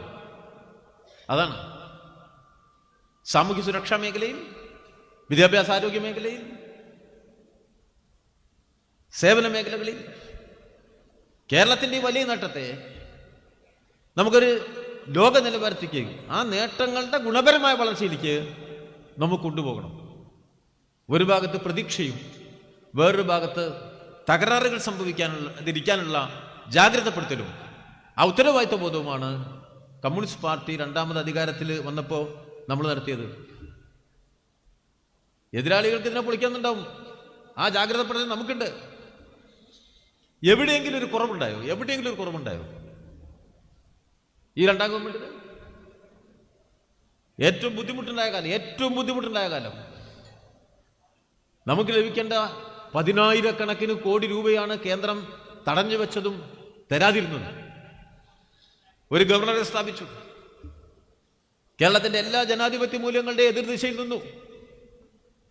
ആ ഗവർണർ പോകുമ്പോൾ, ജനപ്രിയ ഗവർണർ പോയി എന്ന് ഞാൻ പത്രത്തിൽ വായിച്ചപ്പോൾ, ആ എഴുതിയ പത്രത്തിലേക്ക് നോക്കി ഒരു 2 മിനിറ്റ് ഞാൻ ഇരുന്നു പോയി. ഭയങ്കരന്മാരാട്ടോ. ഇപ്പൊ ഈ പത്രാധിപന്മാരും ചെയ്യേണ്ടതായിട്ടുണ്ട്. അങ്ങനെയാണ് പുതിയ കാല പത്രം എന്ന് പറഞ്ഞാൽ, അതിന് പത്രാധിപരില്ലാത്ത കാലായിപ്പോ. ഞാൻ അതിലേക്ക് പോണില്ല. എഴുതി വെച്ചിരിക്കുക, ആ ജനപ്രിയ ഗവർണറെ പോയി. അദ്ദേഹം ഈ കേരളത്തിനോട് ചെയ്ത ദ്രോഹത്തെക്കുറിച്ച് ഒരു വരി പറഞ്ഞ ഏതെങ്കിലും ഈ മാധ്യമങ്ങൾ ഇവിടെ ഉണ്ടായോ? 9 മണി ചർച്ചയിൽ ഒരു വരിയെങ്കിലും അദ്ദേഹത്തിനെതിരായി പറഞ്ഞ ഒരു പത്രമില്ലാത്തിടത്ത് കേരളത്തിനെതിരാണ് ഇവർ, കേരളത്തിലെ ജനങ്ങൾക്കെതിരാണ് ഇവർ എന്ന് ബോധ്യപ്പെടുത്തിയില്ലേ? ഈ സമൂഹത്തിലെ പാവപ്പെട്ടവൻ എത്രമാത്രം എതിരാണ് നമ്മുടെ രാജ്യത്തിലെ കമ്മ്യൂണിസ്റ്റ് വിരുദ്ധ മാധ്യമങ്ങളെന്ന് ഓരോ നിമിഷങ്ങളിലും അവർ വിളിച്ചു പറഞ്ഞുകൊണ്ടിരിക്കുകയാണ്. ഞങ്ങൾ അത് കേട്ട് ആഹ്ലാദിക്കല്ല, പക്ഷെ നിങ്ങളെ പേടിക്കുന്നില്ല എന്ന് ഒന്നുകൂടി ഓർമ്മപ്പെടുത്തുകയുമാണ്. എവിടെ എത്തി? ഇത് മുഴുവൻ ഇവിടെ നടക്കല്ലേ? എന്തൊരു വലിയ പ്രതിസന്ധി! നമ്മളുടെ നേട്ടങ്ങൾക്ക് വില കൊടുക്കല്ലേ? ആ കിഫ്ബി ഉപയോഗിച്ച് ഒരു ബദൽ പദ്ധതി ആവിഷ്കരിച്ച് 10,000 കോടി രൂപയുടെ മൂലധന നിക്ഷേപം നടത്തിയില്ലേ? മൂലധന നിക്ഷേപം ചെലവാക്കലില്ലല്ലോ, നടത്തിയില്ലേ? ഇവിടെ അതിനെ തടഞ്ഞില്ലേ? പരിക്ക് സംസ്ഥാന ഗവൺമെന്റിനല്ലേ? ആ വയനാട്ടിൽ ദുരന്തം ഉണ്ടായപ്പോ ഞാൻ എൻ്റെ ബാക്കിക്ക് പോണില്ല. ഹെലികോപ്റ്റർ വന്നതിന്റെ കൂലി ചോദിച്ചില്ലേ? ഹെലികോപ്റ്റർ വന്നതിന്റെ കൂലി കുറച്ച് പൈസ തരണം പറഞ്ഞപ്പോൾ കഴിഞ്ഞൂറി വന്ന ഹെലികോപ്റ്ററിന്റെ പൈസ ഇട്ടാണ്ട് അത് തരുമെന്നല്ലേ പറഞ്ഞത് കേന്ദ്രം? കഴിഞ്ഞ തവണ വെള്ളപ്പൊക്കം ഉണ്ടായ കാലത്ത് വന്ന ഹെലികോപ്റ്ററിന്റെ പൈസയിൽ ഇത്ര 1000 റുപ്യ കിട്ടാണ്ട് അത് തരണമെന്നാണ് വയനാടിന് വേണ്ടി പൈസ ചോദിച്ചപ്പോ കത്ത് വന്നത്. എന്നൊരു കത്ത് ബാക്കിയാട്ടോ കേന്ദ്രത്തില്. ഒരു കത്ത് എന്നും ബാക്കിയായിരിക്കും. അതായത് ഞങ്ങൾക്ക് നഷ്ടമുണ്ടായി, 5,000 കോടി റുപ്യ വേണം എന്ന് കത്ത് കൊടുത്താൽ 5,000 വേണോ, 4,999 പോരെ എന്നൊരു കത്ത് വരും. ആ കത്ത് കൊടുത്താൽ അപ്പോൾ നിങ്ങൾ തന്ന സ്ഥലത്തിൻ്റെ അപ്പുറത്ത് ഒരു 5 ഏക്കർ സ്ഥലം ബാക്കിയില്ല, അവിടുത്തെ പ്രശ്നം ചെയ്ത് അടുത്ത കത്ത് വരും. അത് വിശദീകരിച്ചാൽ ഒരു കത്ത് വരും. ഒരു കാര്യങ്ങൾ ഓർക്കുക, എന്നും ഒരു കത്ത് ബാക്കിയായിരിക്കും. മനസ്സിലായില്ലേ? നമ്മൾ എന്തെങ്കിലും ചോദിച്ചാലേ ഒരു കത്ത് ബാക്കിയായിരിക്കും. അപ്പോൾ ഈ മാപ്രകൾ അങ്ങനെ പറഞ്ഞുകൂടാ. ഈ നമ്മുടെ മാധ്യമങ്ങൾ എന്താ പറയുമല്ലോ, കേരളം ചോദിക്കാത്തോണ്ട് കിട്ടാണ്ടിരിക്കുകയാണ്, കത്തിന് മറുപടി പറയാത്തോണ്ട് തരാത്തല്ല. കേന്ദ്രം തരാത്തൊരു കുറ്റം ഉണ്ടാവില്ല. ആകെ ഉണ്ടാവുന്ന കുറ്റം നമ്മൾ ചോദിച്ചതിൽ തെറ്റി. ഒരിക്കലും ഇവരെല്ലാം കൂടി എഴുതല്ലോ, ചോദിച്ചതിൻ്റെ അളവ് കൂടിപ്പോയി. കിട്ടാത്തതിൻ്റെ കാരണേ ചോദിച്ചതിൻ്റെ അളവ് കൂടിപ്പോയി എന്ന്. ഏറ്റവും കൂടുതൽ കണക്കറിയുന്നവരൊക്കെ ഈ പത്രാഫീസിലല്ലേ ജോലി ചെയ്യുന്നത്. TV ചാനലിലും മറ്റേ 9 മണി ചർച്ചേൻ്റെ ആങ്കറുമായിട്ട് ഇരിക്കുന്ന പോലെ ആൽബർട്ട് ഐൻസ്റ്റൈനേക്കാളും വലിയ ശാസ്ത്രകാരന്മാരും കണക്ക് വിദഗ്ധന്മാരുമാണല്ലോ ഭാര്യ അവിടെ ഇരിക്കുന്നത്. അങ്ങനെ അവിടെ ഇരിക്കുന്നത് ഇതിനാണല്ലോ സർവ്വവിജ്ഞാന കോശം. അവിടുന്ന് ഞാൻ ബാക്കി പറയുന്നില്ല. ആലോചിച്ച് നോക്കൂ, യഥാർത്ഥത്തിൽ എന്താ അവിടെ സംഭവിക്കുന്നത്? ഏതെങ്കിലും ഒരു മേഖലയിൽ കേരളം പുറകോട്ട് പോയോ? ഏതെങ്കിലും ഒരു മേഖലയിൽ ക്വാളിറ്റി ഓഫ് ദി പൊതുവിദ്യാഭ്യാസത്തിന്റെ ഗുണനിലവാരത്തിനെ കുറിച്ച് എന്തെങ്കിലും വിവരം ഇരിക്കുന്നുണ്ടോ? എന്നാൽ ലോകത്തൊന്നാമത്തതാണ് ഈ കേരളത്തിൽ പാവങ്ങൾ കൊടുക്കുന്ന പൊതുവിദ്യാഭ്യാസം. മനസ്സിലാക്കും നിങ്ങൾ. എന്താ US ചർച്ച? എന്താ ട്രംപിന്റെ പ്രസംഗം? അവിടുത്തെ വെളുത്തവന്റെ കുട്ടി പഠിക്കുന്ന സ്കൂളിന്റെ സൗകര്യക്കുറവിനെ കുറിച്ചാണ്. ഞങ്ങളുടെ കുട്ടിക്ക് ഏറ്റവും കുറഞ്ഞ വിദ്യാഭ്യാസം കിട്ടുന്നു, ക്വാളിറ്റി ഇല്ലാത്ത വിദ്യാഭ്യാസം കിട്ടുന്നു എന്നാണ്. അതാ US ചർച്ച ചെയ്ത്. അതാണ് വലതുപക്ഷത്തിന്റെ രാഷ്ട്രീയ അജണ്ട. യൂണിവേഴ്സിറ്റി കയറാൻ പറ്റുമോ? എന്താ യൂറോപ്പിലെ സ്ഥിതി? എന്താ ഇംഗ്ലണ്ടിലെ സ്ഥിതി? ഇംഗ്ലണ്ടിന് പുതിയ സമ്പ്രദായം കൊണ്ടുവന്നു. ഓരോ വർഷത്തെയും പണപ്പെരുപ്പ നിരക്കിന്റെ അനുപാതത്തിൽ യൂണിവേഴ്സിറ്റികളിൽ ഫീസ് വർദ്ധിപ്പിക്കുന്നതാണ്. മനസ്സിലായി? 3% പണപ്പെരുപ്പ കുറി കൂടിയാൽ 3% ഫീസോടെ യൂണിവേഴ്സിറ്റി വർദ്ധിപ്പിക്കും. അങ്ങനെയാണ്. അങ്ങനെ വർദ്ധിപ്പിക്കുന്ന ഫീസ് അവിടുത്തെ കുട്ടികൾക്ക് കൊടുക്കാതിരിക്കാൻ ഇന്ത്യ പോലെയുള്ള പിന്നോക്ക രാജ്യങ്ങളിൽ നിന്നുള്ള കുട്ടികളെ കൊണ്ടുവരുന്നതാ. മനസ്സിലായോ? ഇന്ത്യ പോലുള്ള ചൈന പോലുള്ള രാജ്യങ്ങളിൽ നിന്ന് വരുന്ന വിദ്യാർത്ഥികൾക്ക് 2 തരം ഫീസാ. നമ്മളിവിടുന്ന് വരുന്ന കുട്ടിക്ക് 4 ഇരട്ടി ഫീസാ. അങ്ങനെ അവിടെ നിലവാരം കൂടിയിട്ടുണ്ടോ? പണമില്ലാത്ത യൂണിവേഴ്സിറ്റികൾ തുടങ്ങിയിരിക്കുന്ന ഓഫ് ക്യാമ്പസുകളാണ്. ഞാൻ എൻ്റെ വിശദാംശങ്ങളിലേക്ക് പോകുന്നില്ല. ഓഫ് ക്യാമ്പസുകളാ. പെട്ടിക്കട പോലെയുള്ള MBA വിദ്യാഭ്യാസം അവിടെ. ഇവിടുന്ന് കുറെ കുട്ടികൾ പോകുന്നുണ്ട്. നന്നായി സൂക്ഷിച്ചില്ലെങ്കിൽ പോയ കാശ് പോയി കിട്ടും. അതാ എന്നാ ഇവിടെ എഴുതുന്നത്. നമ്മളെ പത്രക്കാരൻ എന്താ എഴുതുന്നത്? അയ്യോ, കേരളത്തിലെ ഉന്നത വിദ്യാഭ്യാസം തകർന്നു, അതുകൊണ്ട് എല്ലാവരും കൂടി പുറത്തേക്ക് പോയി. അങ്ങനെയാണോ സംഭവിച്ചിരിക്കുന്നത്? അക്രഡിറ്റേഷൻ തന്നെ ഒരു സാധനമുണ്ട് ഇന്ത്യയിൽ. 9 മണി ചർച്ചക്കാർക്ക് അറിയില്ല, പക്ഷെ അങ്ങനെ ഒരു സാധനമുണ്ട്. ആ അക്രഡിറ്റേഷൻ വെച്ച് നോക്കിയാൽ കേരളത്തില് സർവകലാശാലകളുടെ മുഴുവൻ അക്രഡിറ്റേഷൻ നിലവാരം കൂടിയോ കുറഞ്ഞോ? അക്രഡിറ്റേഷനിൽ A+ഉം AA ഒക്കെ കിട്ടുന്ന കോളേജുകളുടെ എണ്ണം കൂടിയോ കേരളത്തിൽ? ഞാനിവിടെ ഒരു യാത്ര നടത്തിയിരുന്നു. ഏതാനും അധ്യാപകരുണ്ടായിരുന്നു. 3-4 സംസ്ഥാനങ്ങളിൽ വിദ്യാഭ്യാസ സ്ഥാപനം നടത്തുന്ന ക്രിസ്തീയ കോളേജുകളുടെ അധ്യാപകന്മാർ ഞങ്ങളൊരു ചർച്ച നടത്തി. അവരെന്നോട് പറഞ്ഞു, ഈ കേരളത്തിലുള്ളൂട്ടോ മര്യാദയ്ക്ക് കുട്ടികളെ മര്യാദയ്ക്ക് പഠിപ്പിക്കുന്ന സ്ഥലത്ത് അവർ മറ്റു 3 സംസ്ഥാനത്ത് വേറെ പഠിപ്പിക്കുന്നുണ്ട് കോളേജിലവർക്ക്. ഇവിടെയാ കുട്ടികൾ പുറത്തേക്ക് കൊണ്ടെന്തുകൊണ്ടാ? പകുതിയിലേറെ അതിന് ജോലിയാ. അല്ല, ഏറ്റവും മികച്ച വിദ്യാർത്ഥിയാണോ പുറത്തേക്ക് കൊണ്ട്? ആണോ? നമ്മുടെ ഏറ്റവും മികച്ച സ്റ്റുഡന്റ് പുറത്തേക്ക് കൊണ്ടാ? അവരാണോ പുറത്തു പോകുന്നത്? അല്ലല്ലോ. ആരെങ്കിലും പോവാ? വലിയ ഫീസാ. പറമ്പ് വിറ്റാ പോണേ. ആരിഫ് മുഹമ്മദ് ഖാൻ ആകെ ഒരു സത്യം പറഞ്ഞിട്ടുള്ളൂ, പറമ്പ് വിറ്റ് കുട്ടികളെ പഠിപ്പിക്കുന്നവരാണ് മലയാളികൾ എന്നുള്ള ഏക സത്യമാണ് ആരിഫ് മുഹമ്മദ് ഖാന്റെ സംഭാവന. പോണ്ട്. ഏറ്റവും കൂടുതൽ കുട്ടികൾ പുറത്തു കൊണ്ട് എവിടുന്ന? കേരളത്തിൽ നിന്നാ? അല്ല, അത് ഉത്തർപ്രദേശിൽ നിന്നാണ്. രണ്ടാമത്തെ എവിടുന്ന? ബീഹാറിൽ നിന്നാണ്. മൂന്നാമത്തെ എവിടുന്ന? മഹാരാഷ്ട്രയിൽ നിന്നാണ്. ഏറ്റവും വലിയ കോച്ചിങ് കേന്ദ്രം പാലയല്ല, അത് കോട്ടയാണ്. അവിടെയാണ് ലക്ഷക്കണക്കിന് കോടി റുപ്യ കൈമറിഞ്ഞു പോകുന്നത്. അവിടെയാണ് കുട്ടികൾ മൂത്രപ്പരയിൽ ദുഃഖം എഴുതി വയ്ക്കുന്നത്. പഠിച്ചു പോകണം മാപ്ര. അവിടെ മറ്റേ ഈ ആങ്കർമാര് പഠിച്ചു പോകണം. എന്താ നടക്കുന്നത്? എന്താണ് ഇന്ത്യ എന്ന്, എന്താണ് ലോകം എന്ന് വെറുതെ ഇരുന്ന് പറയുന്നത്. കമ്മ്യൂണിസ്റ്റുകാരെ കുറ്റം പറയാൻ വേണ്ടി കാച്ചിക്കൊണ്ടിരിക്കുക. ഇവിടെ നമ്മുടെ സർവകലാശാലകൾ, അതിന്റെ വിഭവം, ഓരോ സർവകലാശാലയിലും 100 കണക്കിന് കോടി രൂപയുടെ പുതിയ നിക്ഷേപങ്ങൾ. കേന്ദ്രം മുഴുവൻ തരൂല. ഇപ്പോ റേറ്റ് ഉണ്ട്. ആ അനുപാതത്തിൽ മുഴുവൻ കേരളം ചെലവാക്കുക. ഉത്തർപ്രദേശിലെ 20 ജില്ലാ ആശുപത്രികൾ സ്വകാര്യവൽക്കരിച്ചു. 20 ജില്ലാ ആശുപത്രി ചെന്നാൽ ഒക്കെ സ്വകാര്യവൽക്കരിച്ചിരിക്കുക. 10,000-കണക്കിന് ലക്ഷക്കണക്കിന് സ്കൂളുകൾ ഇന്ത്യയിൽ പൂട്ടി. ഒരു സ്കൂളിൽ കേരളത്തിൽ പൂട്ടിയാണ്. 964 6.5 ലക്ഷം കുട്ടികൾ 1-ാം ക്ലാസ്സിൽ ചേരുന്ന കേരളത്തിൽ ഇപ്പൊ ചേരുന്നത് 3.25 ലക്ഷമാണ്. നേർപകുതി കുട്ടികളുടെ എണ്ണം കുറവവിടെ. എണ്ണം കുറഞ്ഞാൽ പിന്നെ കുട്ടികൾ സ്കൂളിൽ ഉണ്ടാവുമോ? എണ്ണം കുറഞ്ഞാൽ പിന്നെ കുട്ടി കോളേജിൽ ഉണ്ടാവുമോ? ഇവർ പോയിട്ട് കുട്ടികളെ കാണാൻ ചെവിടെ? കുട്ടിച്ച കേരളത്തിൽ തന്നെ ജനിക്കാത്ത കുട്ടി ഇതിൽ ചേർക്കാൻ പറ്റുമോ? നാട്ടിൽ വന്ന മാറ്റം മനസ്സിലാവാത്തിരിക്കുന്നത് ഏക സ്ഥലം പത്രാഫീസിലാ.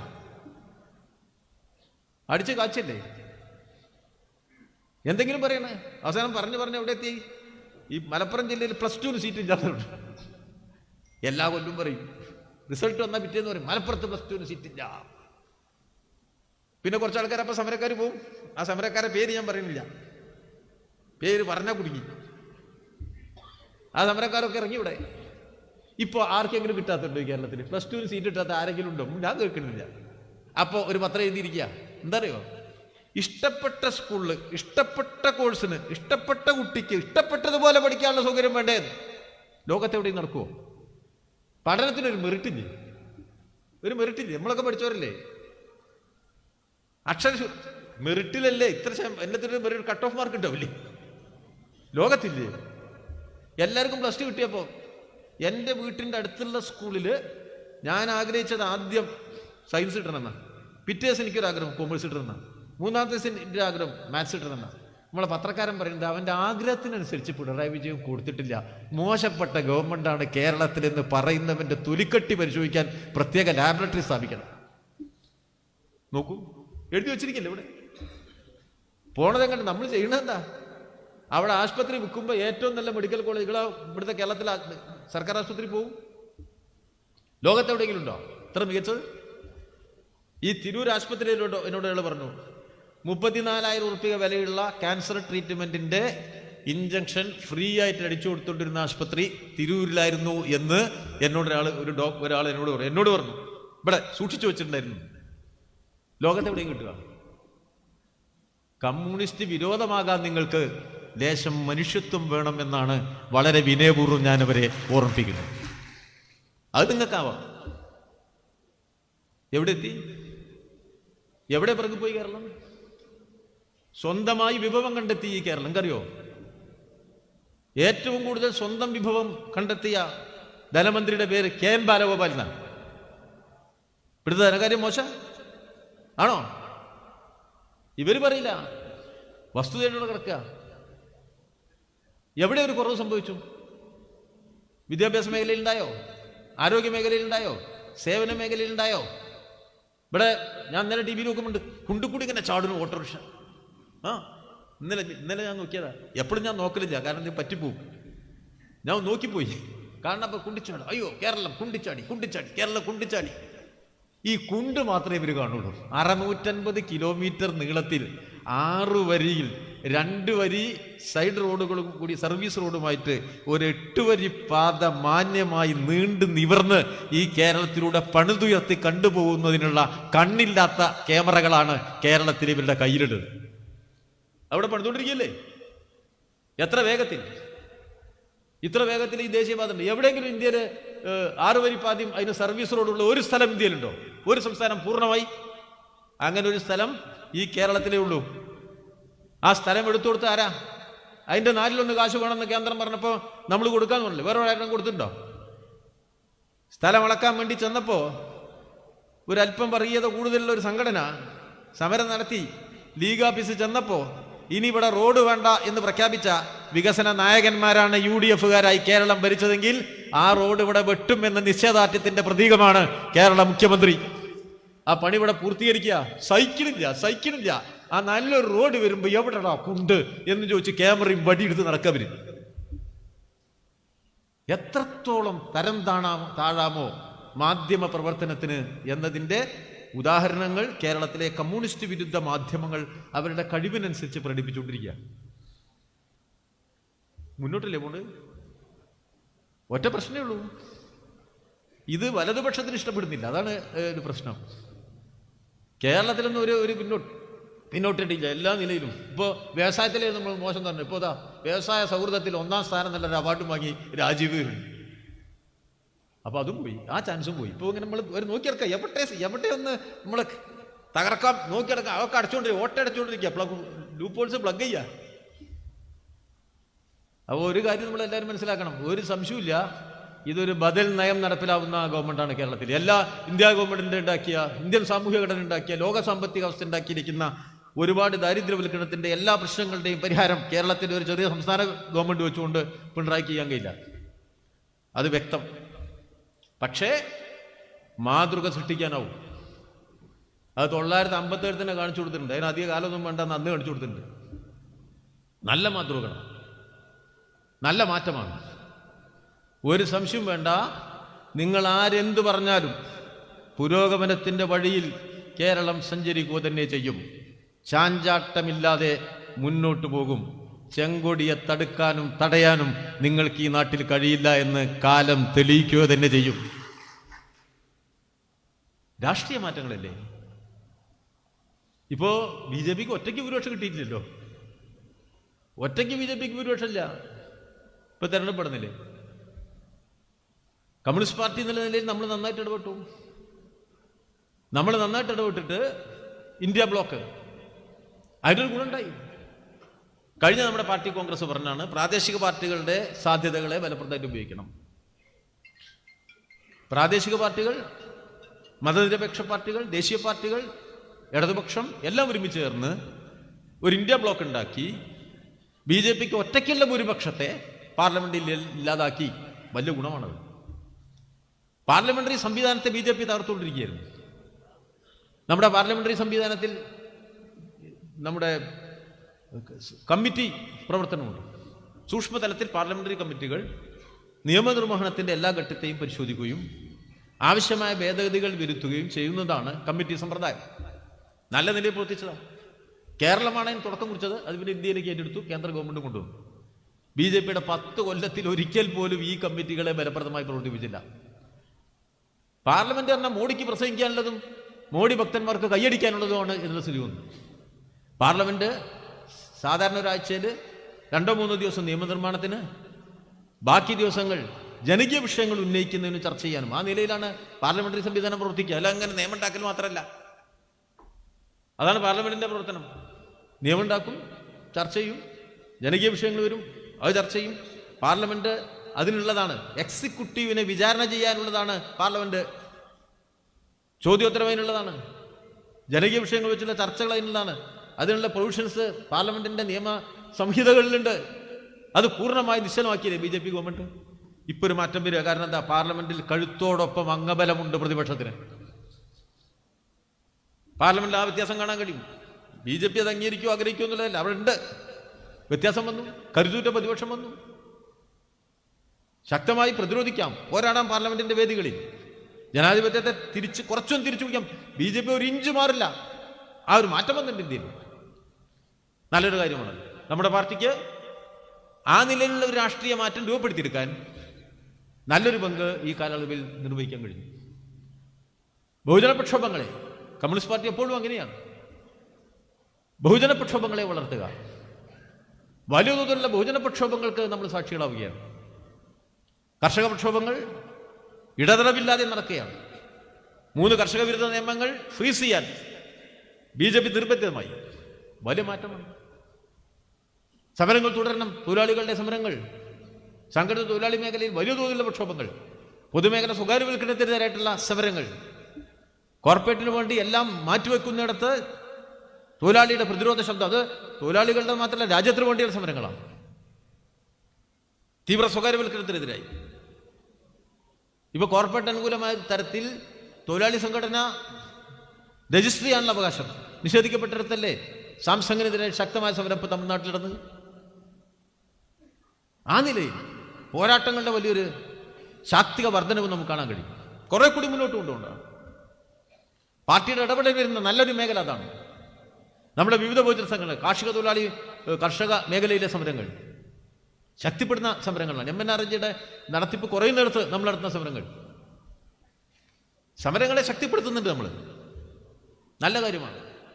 അതോടൊപ്പം പ്രധാനമാണ് കേരളത്തിലെ ഇടതുപക്ഷ ഗവൺമെന്റിനെ സംരക്ഷിക്കുക എന്നത്. കാരണം ഇന്ത്യയിലെ വലതുപക്ഷത്തിൻ്റെ രാഷ്ട്രീയ അജണ്ടയിലെ മുഖ്യ ഇനമാണ് കേരളത്തിലെ ഇടതുപക്ഷ ഗവൺമെന്റിനെ തകർക്കുക എന്നുള്ളത്. ഇടതുപക്ഷ ഗവൺമെന്റിനെ തകർക്കുക പറഞ്ഞാൽ കേരളത്തിലെ ഇടതുപക്ഷത്തെ തകർക്കുക എന്നാണ്. കേരളത്തിലെ ഇടതുപക്ഷത്തെ തകർക്കുക അതൊരു രാഷ്ട്രീയ അജണ്ടയാണ് ഇന്ത്യൻ ഭരണവർഗത്തിന്റെ. ആ രാഷ്ട്രീയ അജണ്ട നടപ്പിലാക്കാൻ എല്ലാ കഴിവും അവരിവിടെ ഉപയോഗിക്കും. അതിപ്പോൾ ഉപയോഗിച്ചുകൊണ്ടിരിക്കുകയാണ്. എല്ലാ കഴിവും ഉപയോഗിക്കും. കരുതൂറ്റ കമ്മ്യൂണിസ്റ്റ് വിരുദ്ധ മുന്നണി ഉണ്ടാക്കുക, CPM വിരുദ്ധ മുന്നണി ഉണ്ടാക്കുക. ആ ലക്ഷ്യത്തിന്റെ ഭാഗമാണ്. ആ ലക്ഷ്യത്തിന്റെ ഭാഗമായി 1957 ഒന്നാം EMS ഗവൺമെന്റ് വന്നപ്പോൾ തന്നെ വിമോചന സമരം നടത്തി. ആ വിമോചന സമരം മുന്നണി എന്ന് പറഞ്ഞാരാ? ജനങ്ങളുടെ പിന്തുണയായിരുന്നോ? അതോ വർഗീയ ജാതീയ ഘടകങ്ങളുടെ ഇടപെടലായിരുന്നോ? മതത്തെ അല്ലേ ഉപയോഗപ്പെടുത്തിയത്? മതത്തെ ഉപയോഗപ്പെടുത്തിയല്ലേ ഇവിടെ വിമോചന സമരം നടത്തിയത്? മതസ്ഥാപനങ്ങളിൽ നിന്നല്ലേ പ്രകടനം തുടങ്ങിയത്? ജാതി സംഘടന ആസ്ഥാനങ്ങളിൽ നിന്നല്ലേ ഇവിടെ പ്രകടനം നടത്തിയത്? ജനങ്ങളുടെ പൊതുവികാരമായിരുന്നു അത്. വിശ്വാസത്തെ ഏറ്റവും വിപുലമായി ദുർവിനിയോഗം ചെയ്തതിന്റെ ഏറ്റവും വലിയ ഉദാഹരണത്തിലൂടെയല്ലേ ഇന്ത്യൻ ജനാധിപത്യത്തിലെ ഏറ്റവും വലിയ മോശപ്പെട്ട പ്രവർത്തനം പണ്ഡിറ്റ് ജവഹർലാൽ നെഹ്റുവിനെ കൊണ്ട് ചെയ്യിപ്പിച്ചത്? ഗവൺമെന്റിനെ പിരിച്ചുവിട്ടില്ലേ? ഭൂരിപക്ഷമുള്ള ഗവൺമെന്റിനെ അന്ന് തുടങ്ങിയതാണ്. എപ്പോഴെങ്കിലും നിർത്തിവെച്ചു എന്നുള്ളതല്ല, അതിനെ മുറിച്ചു കടന്നു കമ്മ്യൂണിസ്റ്റ് പാർട്ടി. EMSഉം നായനാരും VS ഒന്നും ഭരണകാലം പൂർത്തീകരിച്ച് വീണ്ടും തിരഞ്ഞെടുക്കപ്പെട്ടില്ല. പിണറായിയുടെ ഗവൺമെന്റ് വന്നു. ഞാൻ ആദ്യം പറഞ്ഞതുപോലെ നമ്മൾ വീണ്ടും തിരഞ്ഞെടുക്കപ്പെട്ടു. നമ്മൾ വീണ്ടും തിരഞ്ഞെടുക്കപ്പെട്ടതോടുകൂടി കേരളത്തിലെ കമ്മ്യൂണിസ്റ്റ് വിരുദ്ധ ചേരിയുടെ വലുപ്പം കൂട്ടാനുള്ള പ്രവർത്തനം വിപുലപ്പെടുത്തിയിരിക്കുക. നമ്മളതെല്ലാം ജാഗ്രതപ്പെടേണ്ട ഒരു കാര്യം അത്. അതിനവർക്ക് രാഷ്ട്രീയമായി, പ്രത്യയശാസ്ത്രപരമായി, ആശയപരമായി ഇടതുപക്ഷത്തെ തോൽപ്പിക്കാൻ കഴിയുന്ന തരത്തിൽ കേരളത്തിൽ ഇപ്പൊ പ്രവർത്തിക്കുന്ന രാഷ്ട്രീയ പാർട്ടികൾക്ക് മെച്ചപ്പെട്ട ഒരാശയ ഘടനയില്ല, അവരുടെ കയ്യിലില്ല. ഇന്നത്തെ കോൺഗ്രസിന്, ഇപ്പോഴത്തെ ഈ കോൺഗ്രസിന് കേരളത്തിൽ ഒറ്റയ്ക്ക് കമ്മ്യൂണിസ്റ്റ് പാർട്ടിയെ ദുർബലപ്പെടുത്തി മുന്നോട്ട് പോകാൻ കഴിയുമോ? ഇല്ല, അസാധ്യമായ കാര്യമാണ്. ഏതെങ്കിലും രാഷ്ട്രീയ പാർട്ടിക്ക് അങ്ങനെ കഴിയുമോ? ഇല്ല. അവിടെയാണ് ഒരു സ്ഥിരമായൊരു മുന്നണി ഉണ്ടാക്കിയിരിക്കുന്നത്, കമ്മ്യൂണിസ്റ്റ് വിരുദ്ധ മുന്നണി. ആ കമ്മ്യൂണിസ്റ്റ് വിരുദ്ധ മുന്നണി അത് വിപുലീകരിച്ചുകൊണ്ടിരിക്കും. ആ കമ്മ്യൂണിസ്റ്റ് വിരുദ്ധ മുന്നണിക്ക് രൂപഭാവങ്ങൾ ഒരു മാറ്റും. ഇപ്പൊ ആ നിലയിൽ കേരളത്തിലെ കമ്മ്യൂണിസ്റ്റ് വിരുദ്ധ മുന്നണിയെ കുറെ കൂടി കരുത്തുറ്റതാക്കാൻ വലിയ പരിശ്രമം അവർ നടക്കും. അതിന് ഏറ്റവും കൂടുതൽ ഉപയോഗിക്കുക വർഗീയ ജാതീയ ഘടകങ്ങളെ. ഒരു സംശയമില്ല. ഇവർക്കൊരു അനുകൂല ഘടകം വേറെ ഉണ്ട്. കേന്ദ്രത്തിൽ BJP ആണ്, RSS ആണ്. ആ RSSന്റെ കേന്ദ്ര ഗവൺമെന്റിനെ ഉപയോഗപ്പെടുത്താം കേരളത്തിലെ ഇടതുപക്ഷ അടിത്തറയെ തകർക്കാൻ, ഇടതുപക്ഷ ഗവൺമെന്റിനെ ദുർബലപ്പെടുത്താൻ. ആ പ്രവർത്തനം നടക്കുകയാണ്. അതിനെ കൂട്ടുപിടിക്കുകയാണ് ഇവര്. അവരുടെ പ്രവർത്തനങ്ങളെ മുഴുവൻ കേരളത്തിലെ ഇടതുപക്ഷ അടിത്തറയെ തകർക്കാനും കമ്മ്യൂണിസ്റ്റ് പാർട്ടിയെ തകർക്കാനുമുള്ള രാഷ്ട്രീയ അജണ്ടയ്ക്ക് അനുകൂലമായ തരത്തിൽ ഇവർ ഉപയോഗപ്പെടുത്തുക. അത് നടക്കണം. രണ്ടാമത്തെ ഘടകം എന്താ? വർഗീയത. എല്ലാ മനുഷ്യനെയും വർഗീയവൽക്കരിക്കുക, എല്ലാ കുടുംബത്തെയും വർഗീയവൽക്കരിക്കുക എന്ന ഒരു അജണ്ടയാണ് കേരളത്തിലെ വലതുപക്ഷം ഇപ്പോൾ നടപ്പിലാക്കുന്നത്. നല്ല ജാഗ്രത വേണം നമുക്ക്. കാരണം ഒരു കേന്ദ്രത്തിന്റെ ഒരു ഗവൺമെന്റ് ഉണ്ട്, അവരുടെ പ്രത്യയശാസ്ത്രം. വലതുപക്ഷം BJP അതിന്റെ പ്രത്യയശാസ്ത്രം. ഭരണവർഗം BJP ആശയത്തെ പ്രതിനിധാനം ചെയ്യുകയും പ്രത്യയശാസ്ത്രവൽക്കരിക്കുകയും ചെയ്യുമ്പോൾ അതിന്റെ സ്വീകാര്യത വർദ്ധിപ്പിക്കാൻ ശ്രമിക്കും.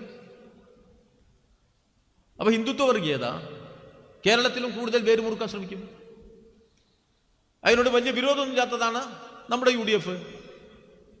അപ്പൊ അവരും ഒന്ന് കണ്ണിമ്പിയാൽ BJP ജയിക്കും. അതിലെ തൃശ്ശൂർ കണ്ട്, തൃശ്ശൂരിൽ എന്താ നമ്മൾ കണ്ടേ? BJP ജയിച്ചല്ലോ. വോട്ടിടിഞ്ഞതായിരുന്ന കോൺഗ്രസിന്റെ.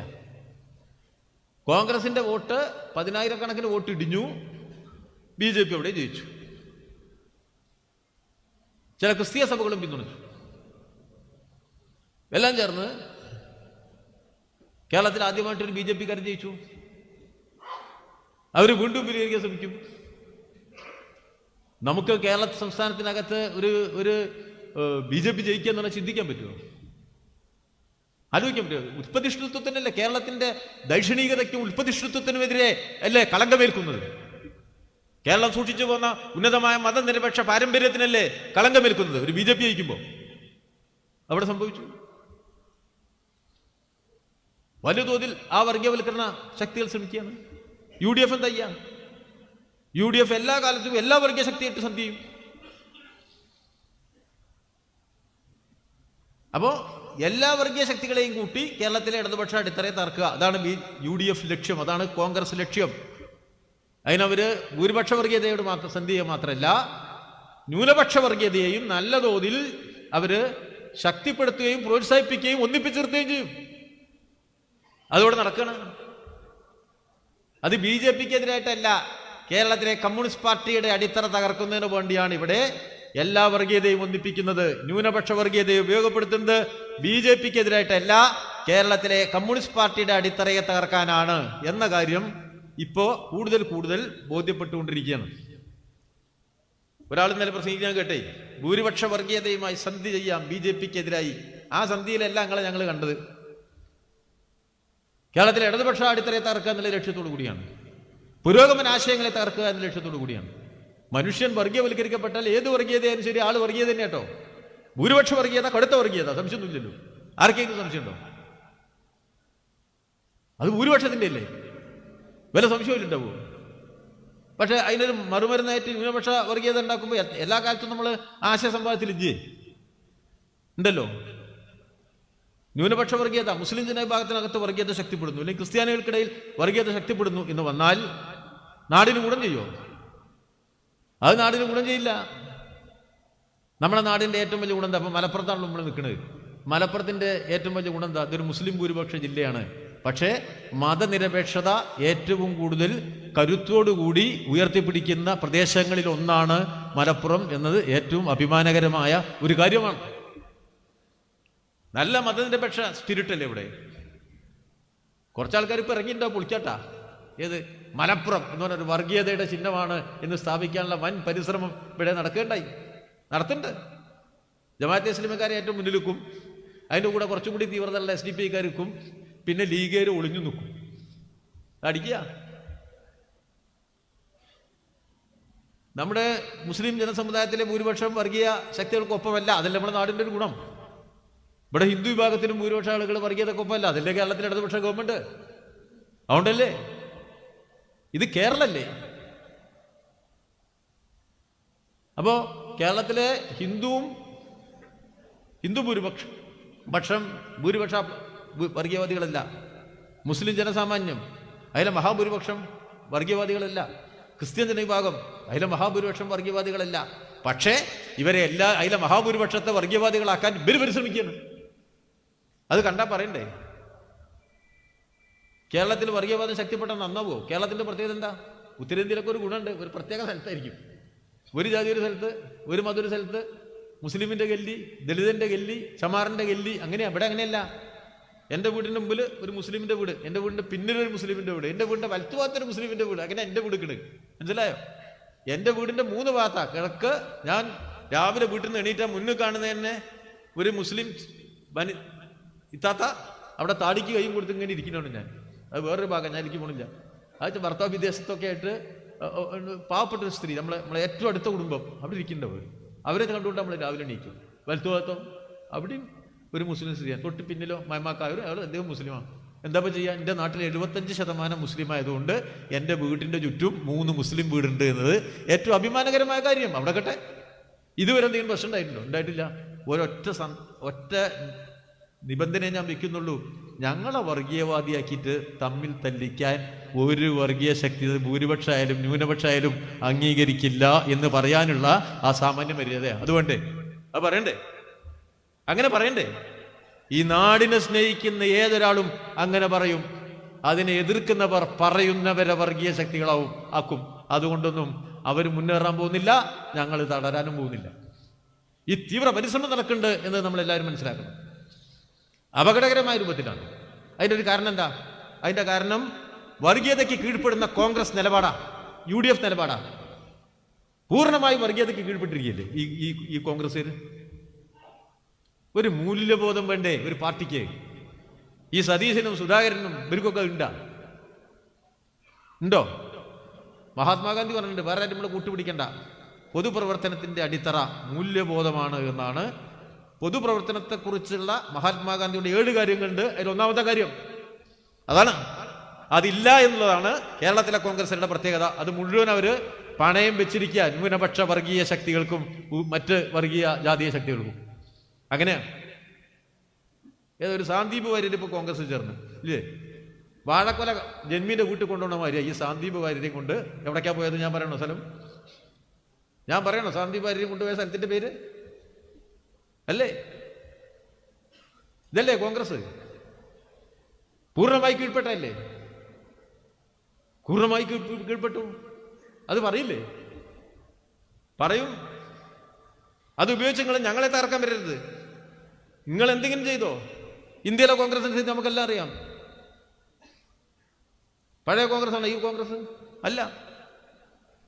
പക്ഷേ നമ്മുടെ രാജ്യത്തിന്റെ ഇന്നത്തെ രാഷ്ട്രീയ സവിശേഷതയിൽ മതനിരപേക്ഷ ശക്തികളെ ഒന്നിപ്പിക്കുമ്പോൾ നമ്മൾ ഇവരെല്ലാവരും കൂട്ടിയിട്ടല്ല, എല്ലാവരും കൂട്ടിയിട്ടല്ലേ നമ്മൾ ആ സമരത്തിൽ പങ്കെടുത്തത്.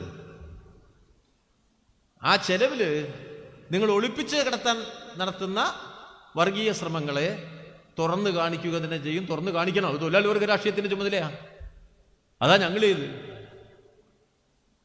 അതിനെ എതിർക്കണം. അത് ഏതായാലും നമ്മൾ ഓരോന്നിന്റെ അളവ് തൂക്കം നോക്കി കൃത്യമായിട്ട് എതിർത്ത് പോവാതിരുന്നാൽ കേരളത്തെ പൂർണ്ണമായി വർഗീയവൽക്കരിക്കുക എന്ന അജണ്ട ഇവര് സബലീകരിക്കാൻ നോക്കും. അത് പറ്റില്ല. വലുതുതല് നടക്കുകയാണ്. അപ്പൊ ഈ വർഗീയവാദ ശക്തികൾ ഈ സത്യമൊക്കെ നമ്മൾ പറഞ്ഞാൽ നമ്മളെ പാർട്ടിക്കെതിരായിട്ട് അങ്ങ് പറഞ്ഞുകൊണ്ടിരിക്കും. കളവ് പറയും. കളവേ പറയൂ. അത് നമ്മളെ മാധ്യമ സുഹൃത്തുക്കളുടെ പിന്തുണ അവർക്കുണ്ട്. അവരും കളവ്, രണ്ടു കൂട്ടരും കൂടി കൂടിയ കളവ് പറയും. കൂട്ടത്തില് ഈ കളവിന്റെ അളവ് വർദ്ധിപ്പിക്കും. ഇപ്പൊ ഇവിടെ ഞാൻ EMS വർഗീയവാദിയാണ്. ഈ കേരളത്തിൽ ഒരാൾക്ക് പറയാൻ പാടില്ലാത്ത ഒരു വാക്കുണ്ടെങ്കിൽ EMSന് നേരെ ആ പ്രയോഗം നടത്തില്ല. പിന്നോ EMS ഏറ്റവും വലിയ മുസ്ലിം വിരുദ്ധനാണ്. ചന്ദ്രികയിൽ 4 ദിവസത്തെ ലേഖന ലീഗ് സെക്കുലറിസ്റ്റുകൾ, ലീഗ് ഭയങ്കര സെക്കുലർ പാർട്ടി എഴുതിയിരിക്കുകയാണ് EMSനെതിരായിട്ട്. 4 ദിവസം തുടർച്ചയായിട്ട് കേരളം കണ്ട വലിയ വർഗീയവാദി EMS നമ്പൂതിരിപ്പാട്. വല്ല ചരിത്രബോധമുണ്ടോ? ചരിത്രം എന്നൊരു സാധനം ഈ മനുഷ്യ സമൂഹത്തിന്റെ മുന്നിൽ നീണ്ടു നിവർന്ന് കിടക്കുന്നുണ്ട്. അതിലൊരു അക്ഷരം വായിച്ചു പഠിക്കണം. അക്ഷര വിരോധികളാവരുത്. 921 കുറിച്ച് ആഹ്വാനവും താക്കീതും എഴുതിയ EMS നമ്പൂതിരിപ്പാടിനെ കുറിച്ച് എന്തെങ്കിലും വിവരം വേണ്ടി ഇവർക്ക്? എന്തെങ്കിലും വിവരം? എന്തായിരുന്നു ഈ മതന്യൂനപക്ഷത്തിന്റെ ഏറനാടൻ അവസ്ഥ? ബ്രിട്ടീഷ് സാമ്രാജ്യത്വം അവന്റെ ബൂട്ടിന്റെ അടിയിലിട്ട് ഞെരിച്ച് തോക്കിന്റെ പാർട്ടി കൊണ്ട് അടിച്ച് നാട് കടത്തിയും കൊലപ്പെടുത്തിയും കീഴ്പ്പെടുത്തിയും ഉണ്ടാക്കിയ കിരാതത്വത്തിന്റെ മുന്നിൽ ഒരിറ്റ് കണ്ണീര് കാരുണ്യം നൽകാൻ കഴിയാതെ പോയ കോൺഗ്രസിനെ കുറിച്ചാണ് ഇവിടുത്തെ മതന്യൂനപക്ഷം ആലോചിച്ചു പോയിരുന്നത്. അവര് വഞ്ചിച്ചു പോയെടുത്തുനിന്നാണ് നമ്മുടെ സമൂഹത്തിൽ സാമുദായിക മതബോധത്തിലേക്ക് മനുഷ്യൻ മാറുന്നത്. ആ കാലത്ത് മനുഷ്യത്വത്തെ ഉയർത്തിപ്പിടിച്ചുകൊണ്ട് കേരളത്തിൽ ഉയർന്ന ആദ്യത്തെ ശബ്ദം EMS നമ്പൂതിരിപ്പാടിൻ്റെതായിരുന്നു എന്ന് ചരിത്രം അടയാളപ്പെടുത്തിയിട്ടുണ്ട്. ലീഗേര് വായിച്ചാൽ പോവത് EMS നമ്പൂതിരിപ്പാടിന്റെ ചരിത്രത്തെയും പശ്ചാത്തലത്തെയും അദ്ദേഹത്തിന്റെ ദൈക്ഷണികതയും വായിക്കാൻ ലീഗേര് ഇറങ്ങി നടക്കുവോ? ഇറങ്ങി തിരിച്ചില്ലേ? ഇവിടെ നമ്മൾ കണ്ടില്ലേ? ഏത് പാർട്ടി അത്? പിന്നെ അവിടുന്ന് കണ്ട എല്ലാവരും വർഗീയവാദികൾ. ഏത് നമ്മളെ പാർട്ടിയിൽ നായനാര് ലീഗ് അടിച്ച് കാച്ചിരിക്കുക. എവിടെ എത്തി? ഇവിടെ ഈ നമ്മുടെ നാട്ടില് 57 EMSന്റെ ഗവൺമെന്റ് വന്നതിന് ശേഷമല്ലേ എത്ര നിയമങ്ങളാണ് നിയമപുസ്തകത്തിൽ മാറ്റിയത്? മുസ്ലിമിനെ കവർച്ചക്കാരായി ചിത്രീകരിച്ച കൂട്ടപ്പെട്ട നിയമങ്ങളുണ്ടെന്നില്ല ഇവിടെ? ആരാ മാറ്റിയ? പള്ളി ഇഷ്ടംപോലെ പണിയുള്ള സ്വാതന്ത്ര്യം ആരെ കൊടുത്തേ? മലപ്പുറം നേർച്ചൊന്ന് നടത്തി കിട്ടുക എന്ന മുസ്ലിമിന്റെ ഏറ്റവും വലിയ അഭിമാനബോധത്തിന്റെ ആ നേർച്ച നടത്താൻ ആരാ അനുവാദം കൊടുത്ത്? EMS അല്ലേ? EMSനെ വിളിച്ചിട്ട് പിന്നെ ബാക്കിയുള്ളവരെ വിളിക്കുന്നതിൽ നമ്മൾ അത്ഭുതപ്പെട്ടൊരു കാര്യം കേട്ടോ. ഈ വിളിയാ അധികാരം നഷ്ടപ്പെട്ടാൽ പ്രതിപക്ഷത്തിരിക്കണം. ഒരു സംശയമില്ല, കുറച്ചധിക കാലം കൂടി ഇരിക്കേണ്ടി വരും എന്ന് മനസ്സിലാക്കിക്കൊള്ളും. ഇതാണ് ഇവിടെ നടക്കുന്നത്. നല്ല ജാഗ്രത വേണം. തൊഴിലാളി വർഗ രാഷ്ട്രീയം ഉയർത്തിപ്പിടിക്കണം. ന്യൂനപക്ഷ ജനസമുദായങ്ങൾ മുസ്ലിമായാലും ക്രിസ്ത്യാനിയായാലും അവരെല്ലാം കൂടുതൽ കൂടുതൽ ഇടതുപക്ഷത്തോടടുത്തതിൻ്റെ ഉദാഹരണങ്ങളാണ് സമകാല കേരള ചരിത്രം. അതുകൊണ്ട് തന്നെയാണ് പിണറായി വിജയൻ ഗവൺമെന്റ് ഈ നാട്ടിൽ അധികാരത്തിലിരിക്കുന്നത്. ഞങ്ങൾക്കറിയാലോ, എല്ലാ ഭാഗത്തേക്കൊന്നും ഞാൻ പോണില്ല. ഓരോന്ന് എണ്ണി എണ്ണി പറഞ്ഞാൽ നമ്മളെ നാടിന് വന്ന ഒരു മാറ്റമുണ്ട്. ആ മാറ്റം തിരിച്ചറിയണം. കമ്മ്യൂണിസ്റ്റുകാരെ എതിർക്കാൻ ധാരാളം കളവ് പറയാറുണ്ട്, അതിൻ്റെ അളവ് വർദ്ധിപ്പിച്ചോളൂ. പക്ഷേ സ്വയം അപഹാസ്യരാവാതിരിക്കാനുള്ള ഒരു ജാഗ്രത ഉണ്ടാവുന്നത് നല്ലതാണ് എന്ന് ഞാൻ അവരെ ഓർമ്മിപ്പിക്കുക. നമുക്ക് വലിയ ചുമതലകളാണ് ഈ സമ്മേളനകാലം. ഈ സമ്മേളനം നമുക്ക് നൽകുന്ന ഉത്തരവാദിത്വം കമ്മ്യൂണിസ്റ്റ് പാർട്ടിയാണ്. കമ്മ്യൂണിസ്റ്റ് പാർട്ടി എന്നുള്ള നിലയ്ക്ക് രൂപപ്പെട്ടു വന്നിരിക്കുന്ന പുതിയ കാലത്തിൻ്റെ എല്ലാ സവിശേഷതകളെയും കുറിച്ച് നമുക്ക് സൂക്ഷ്മഗ്രാഹ്യം ഉണ്ടാവണം, നല്ല അറിവുണ്ടാവണം. നമുക്കതിനെ തൊഴിലാളി വർഗ രാഷ്ട്രീയത്തിൻ്റെ മുന്നോട്ട് കൊണ്ടുപോകാൻ, കൂടുതൽ ജനവിഭാഗങ്ങളെ പാർട്ടിയിലേക്ക് കൊണ്ടുവരാനുള്ള നല്ല പരിശ്രമം നടക്കണം. എല്ലാ ജനവിഭാഗങ്ങളിൽ നിന്നും നമ്മുടെ പാർട്ടിയിൽ പുതിയ ആളുകൾ വരണം. സമൂഹത്തിൻ്റെ എല്ലാ ശ്രേണിയിൽ നിന്നും കമ്മ്യൂണിസ്റ്റ് പാർട്ടിയിൽ ആളുകൾ ഉണ്ടാവണം. നല്ല പ്രത്യയശാസ്ത്ര അടിത്തറ നമുക്കുണ്ടാവണം. വലിയ പ്രത്യയശാസ്ത്ര പഠനങ്ങൾ നമുക്ക് നടത്താനാവണം. ആശയപരമായ ഉൾക്കരുത്തുള്ള കമ്മ്യൂണിസ്റ്റ് പാർട്ടിക്ക് ഈ പുതിയ കാല ചുമതലകളെ ഏറ്റെടുക്കാൻ കഴിയും.